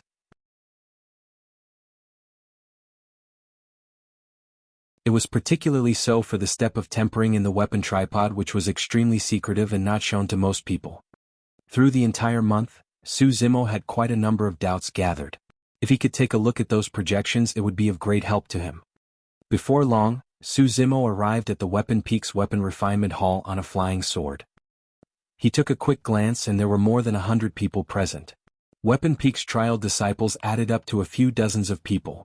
Where did the rest come from? Hey, you're here, junior brother Su. Right then, Shui walked over from the side and greeted Su Zimo merrily. Not bad, you're already at level 5 chi condensation. Shui exclaimed before asking, why? Are you here for the month-end test too? Yeah, I want to give it a shot. Su Zimo nodded his head. Sure, that's good. You can also learn by looking at the way others go about it. Shui thought that Su Zimo was merely there to join the crowd since the latter had just gotten started on refining weapons. Senior brother, we've only got a couple dozens of disciples in Weapon Peak. Why are there so many people? Su Zimo asked. Shui smiled. Within the sect, any of the disciples from the other 4 peaks who have an interest towards weapon refinement can come to Weapon Peak to learn and take part in the month-end test as well. In fact, even in the year-end face-off if they want to. After all, for some of the geniuses, they will want to learn about weapons, elixirs, talismans and array formations even as they cultivate themselves. Su Zimo nodded his head. That was the same as what he thought. Su Zimo swept his gaze casually across the crowd before fixating it on a man clad in purple robes. The purple-robed man looked haughty with his head slightly reared and eyes closed. It was easy to spot him from the crowd. That man was Feng Haoyu, the person with a variant wind spirit root who had joined the sect at the same time as Su Zimo. After a month, Feng Haoyu had already gone from level 6 to level 7 qi condensation. Shui Yi followed Su Zimo's gaze and said, I heard that man is called the most talented genius our sect has obtained in 1,000 years. With his innate variant spirit root and an exceptional talent, many of the seniors think extremely highly of him. I've even heard that he's going to take part in the year-end face-off and boasted that he was definitely going to be the top of 3 peaks. Top of 3 peaks? Su Zimo frowned. Shui Yi explained, even though he's a new disciple he has a wind spirit root and by the end of the year, he would definitely be a level 9 or 10 Qi refinement warrior. The only person that can compete with him in Spirit Peak is a woman called Lung Ro. I heard that she's also a new disciple. Even if he gets to be the top of Spirit Peak, what about the other two? Su Zimo asked. Shui Yi lamented, Elixir and Weapon Peak. Our 2 peaks are the weakest in the sect. Even though it's good for the sect that we have a Feng Haoyu, it's still going to feel bad for us as disciples of Weapon Peak if he turns out top for our peak. Su Zimo was confused. Feng Haoyu has a wind spirit root. In terms of fire mastery, can he compete with Weapon Peak disciples with fire spirit roots? Junior brother, you know that anyone can create spirit fire regardless of their spirit root attributes? Shui Yi asked in reverse. Su Zimo nodded. Anyone could create a spirit fire without a fire spirit root. It was just that in terms of sensing, cultivation and mastery of it, those with a fire spirit root would be more astute to it. Shui Yi continued, fire blossoms with the presence of wind. That is Feng Haoyu's advantage. Suddenly Su Zimo realized. Under the influence of wind, fire burns ever brighter. Shui Yi whispered, I heard that Feng Haoyu's already able to create a level 2 spirit fire. Stunned for a moment, Su Zimo looked at his right hand and nodded. That's indeed quite incredible.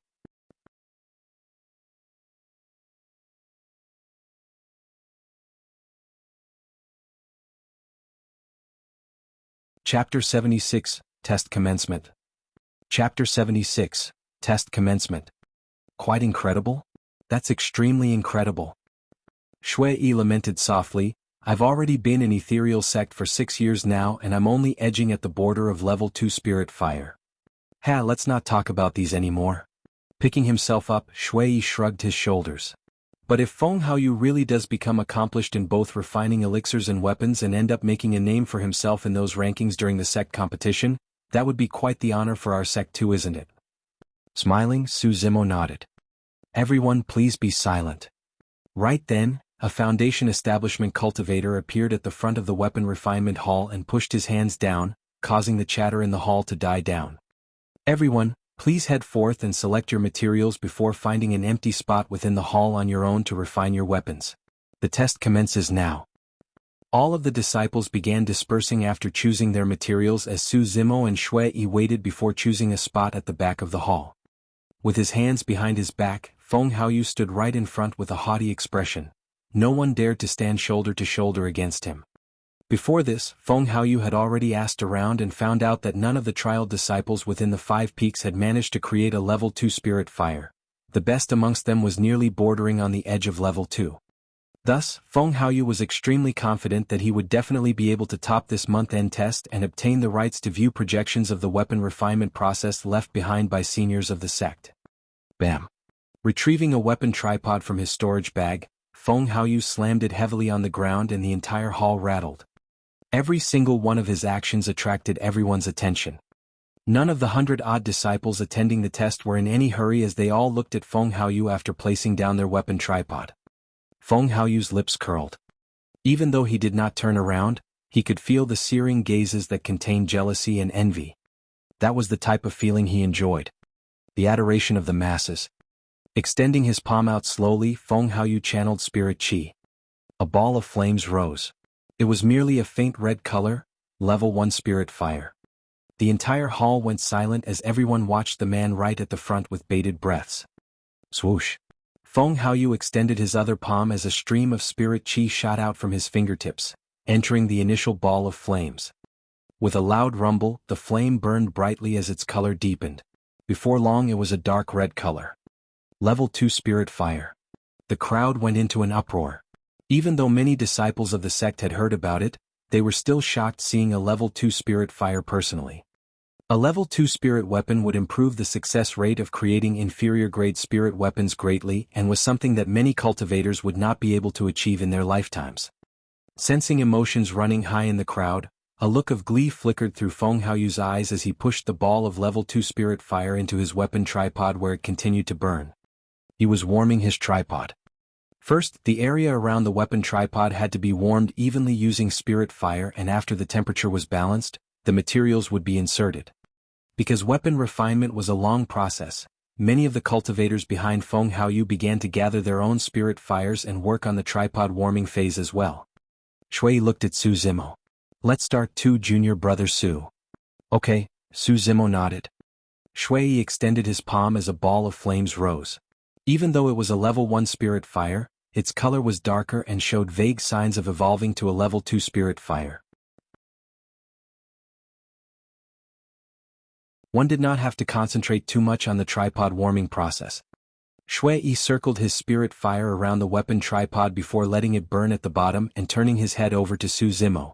He thought that he may be able to provide some advice given that this junior brother of his had just started on the craft of weapon refinement and might not be used to it. However, that move of Shui rooted him where he stood.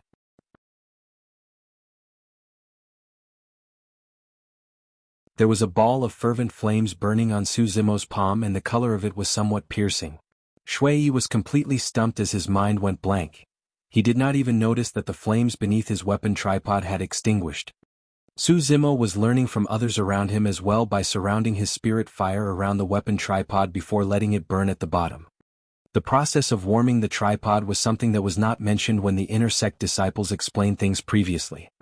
Through the entire month, Su Zimo had not practiced warming the tripod in his seclusion. Seems like this test wasn't a wasted trip. I got something out of it. Su Zimo was delighted internally. Junior brother Su. Why your spirit fire? Right then Shui's stammering voice sounded out in Su Zimo's ears. Turning around, Su Zimo smiled.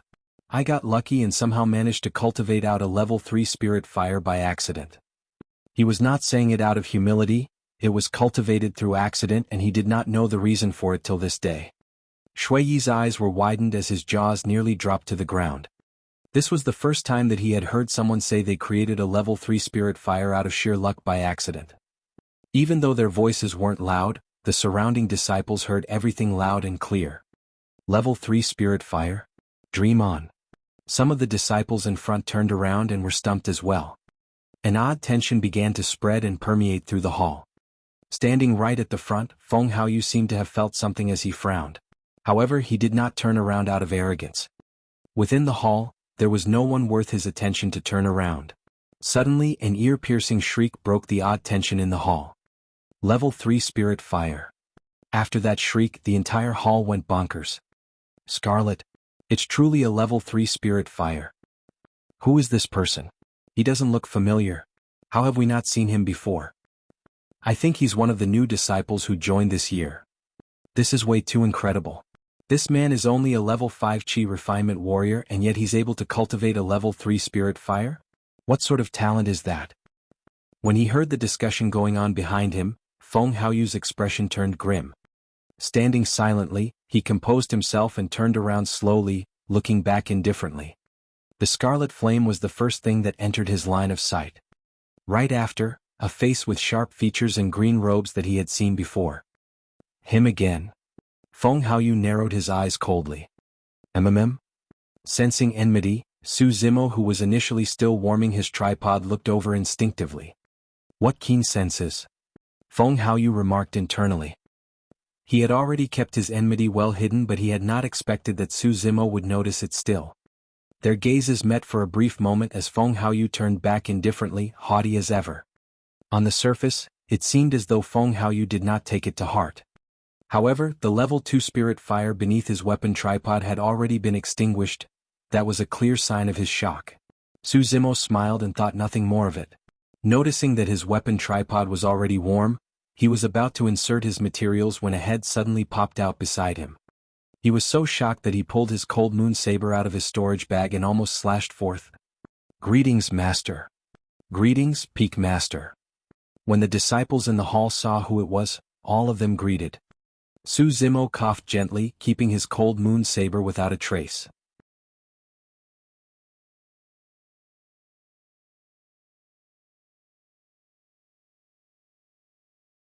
Chapter 77, Found a Treasure. Chapter 77, Found a Treasure. Unknowingly, the disheveled old Peak Master of Weapon Peak had made his way to the Weapon Refinement Hall and appeared beside Su Zimo. The disheveled old man eyed the cold moon saber that Su Zimo kept and asked casually, "Lad, why are you always trying to stab others over every single disagreement?" When he was joining the sect at the top of the front peak, Su Zimo slashed out at Array Peak's master right after he came forth from the illusion. Now he nearly did the same to Weapon Peak's master. With an awkward expression, Su Zimo was ready to disperse his spirit fire and apologize to his master. However, the disheveled old man merely waved it off and shook his head. "It's fine, continue with what you were doing. I'll just be watching from the side, no pressure." "All right," Su Zimo nodded his head. Pausing for a moment, the disheveled old man patted Su Zimo on the shoulders and commented sincerely, "Lad, you don't have to be strung up all day all night in ethereal sect. Relax, no one is going to hurt you. Don't brandish your saber for every small reason." In reality, Su Zimo's reaction was trained during his time in Songlang Mountain Range and had already become a habit. Outside the mountain range, every single beast was an enemy to Su Zimo. Even back in his cave, he had to be alert against the spirit monkey's mischievous attacks. That was why he was so neurotic. However, it did not mean that Su Zimo would let his guard loose just because of what the disheveled old man said. He would merely pay more attention so that he would not brandish his saber casually. The disheveled old man continued, "Besides, even if you want to brandish it, you've got to see your opponent first. 1 month into the sect and you've already pointed your saber at 2 peak masters. What's going to happen the longer you stay?" Cough cough. "I'll take note of it," Su Zimo chuckled embarrassedly. Usually, none of the peak masters would appear for a month-end test as such, especially not the peak master of Weapon Peak who was known to be lazy by nature. Yet, everyone present was clear why the disheveled old man was appearing now. It was definitely not for Feng Haoyu but Su Zimo. Right then, Feng Haoyu, who was standing right at the front, had a burning sensation on his face. However, because he was back facing everyone else, no one could tell of the coldness in his eyes. Composing his emotions, Feng Haoyu began to warm the tripod once more. At the back of the hall, Su Zimo had already begun to insert the materials since his level 3 spirit fire was not extinguished. With all the materials inserted, he channeled a large amount of spirit chi and flames burnt furiously, enveloping the entire weapon tripod. The temperature in the tripod continued to climb. The process of smelting was to turn all the materials to liquid state using a high temperature before fusing them together once more, removing as much impurities from them as possible. It was a step that had nothing to do with weapon refinement technique and was a clear indicator of the difference between different levels of spirit fire. Even if it was an advanced weapon refinement master wielding a level 2 spirit fire, he would not be able to match an amateur with a level 3 spirit fire during the smelting process. Before long, the materials in the tripod had begun to melt before turning into a metal liquid that emanated spirit chi. The level 3 spirit fire continued burning. The golden liquid burnt within the tripod, bubbling endlessly as the spirit chi inside thickened. At that, the disheveled old man's eyes flickered with a hint of satisfaction as he nodded. The metal liquid glowed bright red as the quantity was condensed through the repeated scorching. That was due to impurities being purged away. 15 minutes later, the metal liquid was no longer condensing. That did not imply that it was free of impurities. It was merely the smelting limits of a level 3 spirit fire. The smelting process was over. Right then, the materials of the other disciples had merely only started to melt. Of them, Feng Haoyu's speed was faster as a metal liquid was formed within his tripod. Not only was the level 3 spirit fire better in purging impurities, it was faster as well as Su Zimo led the pack far ahead. The next step, forging.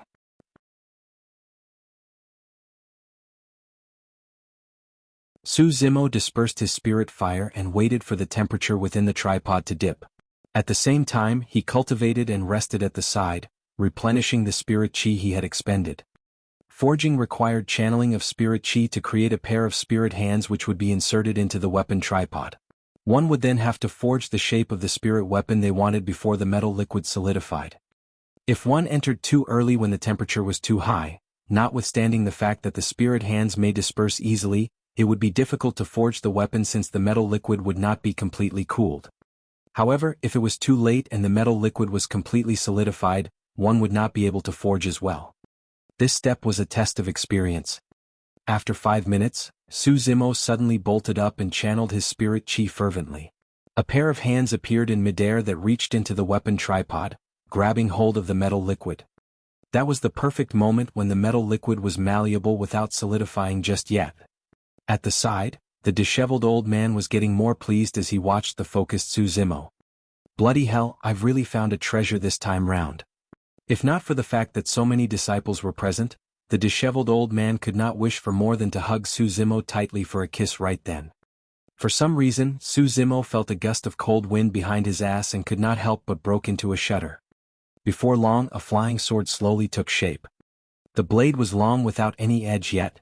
This was merely a rough shape.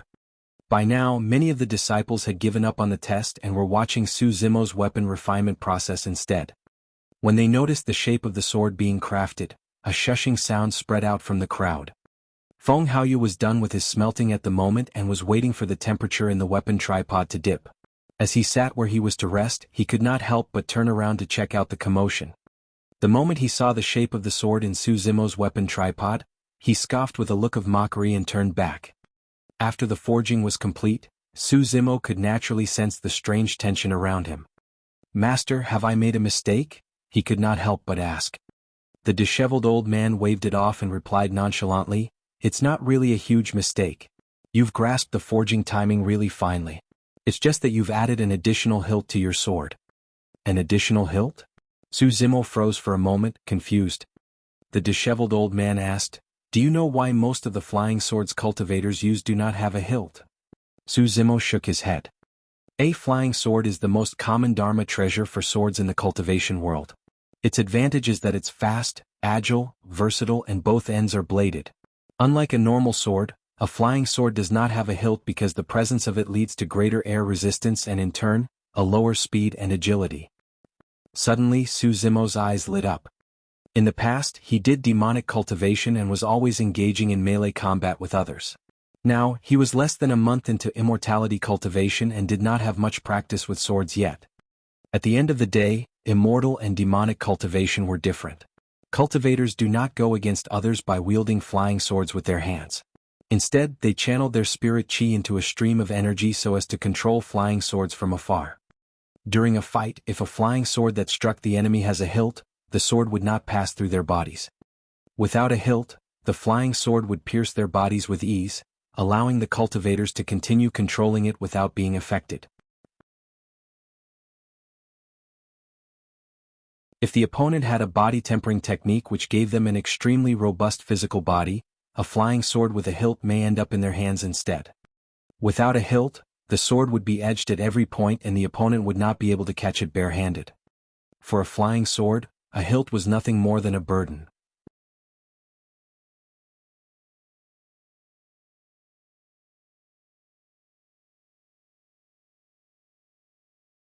Chapter 78, I Don't Care. Chapter 78, I Don't Care. The disheveled old man consoled him, "It's just a small mistake. Just be more careful in the future. Don't be discouraged." Su Zimo nodded. No matter the end result, his trip today was not wasted.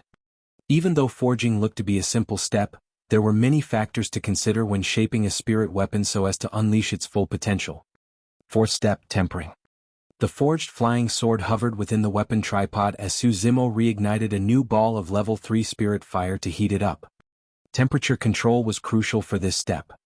Too high and the flying sword would melt. Too low and the desired effect of tempering would not be achieved. It was crucial to have the spirit weapon burn at a scarlet, transparent color. Through the past month, Su Zimo had failed countless times at just the tempering step. After a brief moment, the flying sword in the weapon tripod began to turn red. Under the continued burning of the flames, the sword's body gleamed with a bright red. Su Zimo maintained his control and placed the flying sword at the bottom of the tripod before conjuring a hammer using spirit chi to start the tempering process. Clang. Clang.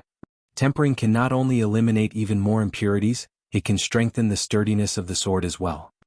Out of all 6 steps, this step was where technique was most important, and every weapon refinement master had their own way of doing things. Su Zimo went about it with pure brute strength as he knocked at the sword. The disheveled old man who was watching him frowned. Su Zimo was way too rough in his technique and was no different from blacksmiths of the mortal world. At the same time, Feng Haoyu had begun tempering his flying sword as well. Unlike Su Zimo, Feng Haoyu was much cleaner in his tempering skills. Feng Haoyu had a wind spirit root, and because of that, the element of wind spirit chi was present in the hammer he conjured to strike at the flying sword. Because of that, the tempered sword would be more agile and swifter. While hammering, the sharpness of the sword was gradually revealed too. It was clear that Feng Haoyu was experienced through his technique and faster. Before long he was almost caught up to Su Zimo. After 5 minutes, Su Zimo heaved out a sigh of relief. He was done with tempering. For a pseudo-spirit weapon, the final step would be to just throw the scarlet flying sword into cold water for the quenching step. However, Su Zimo had an idea. Since this flying sword had a hilt and was imperfect to begin with, he could attempt spirit gathering with it. For the past month, Su Zimo had already destroyed tens of flying swords without a single success on spirit gathering. Based on what the inner sect disciples mentioned, there was no technique required for spirit gathering, and it was more of a luck thing. The luckier one was, the higher the chances of success. But of course, that was on the pretext that there were no major issues with the 4 previous steps. After tempering, Su Zimo did not shift the flying sword out of the weapon tripod and instead glared at the spirit chi within it keenly. Is he thinking of spirit gathering? If he manages to succeed, that'll be amazing. Humph, I think he's thinking too highly of himself trying to attempt spirit gathering after a single month into weapon refinement.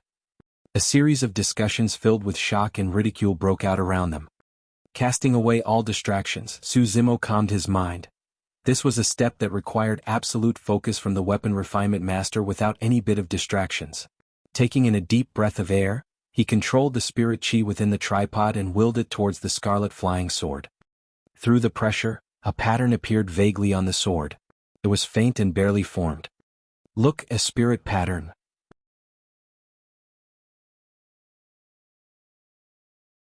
It's really a spirit pattern, but it has yet to take shape. Could he really manage to create an inferior grade flying sword? Right then, Feng Haoyu was just done with his tempering step as well. When he heard the discussions, his heart skipped a beat as he turned towards Su Zimo. If Su Zimo had managed to create an inferior grade spirit weapon, he would have to take the gambit and attempt spirit gathering too. However, Feng Haoyu had no confidence about it.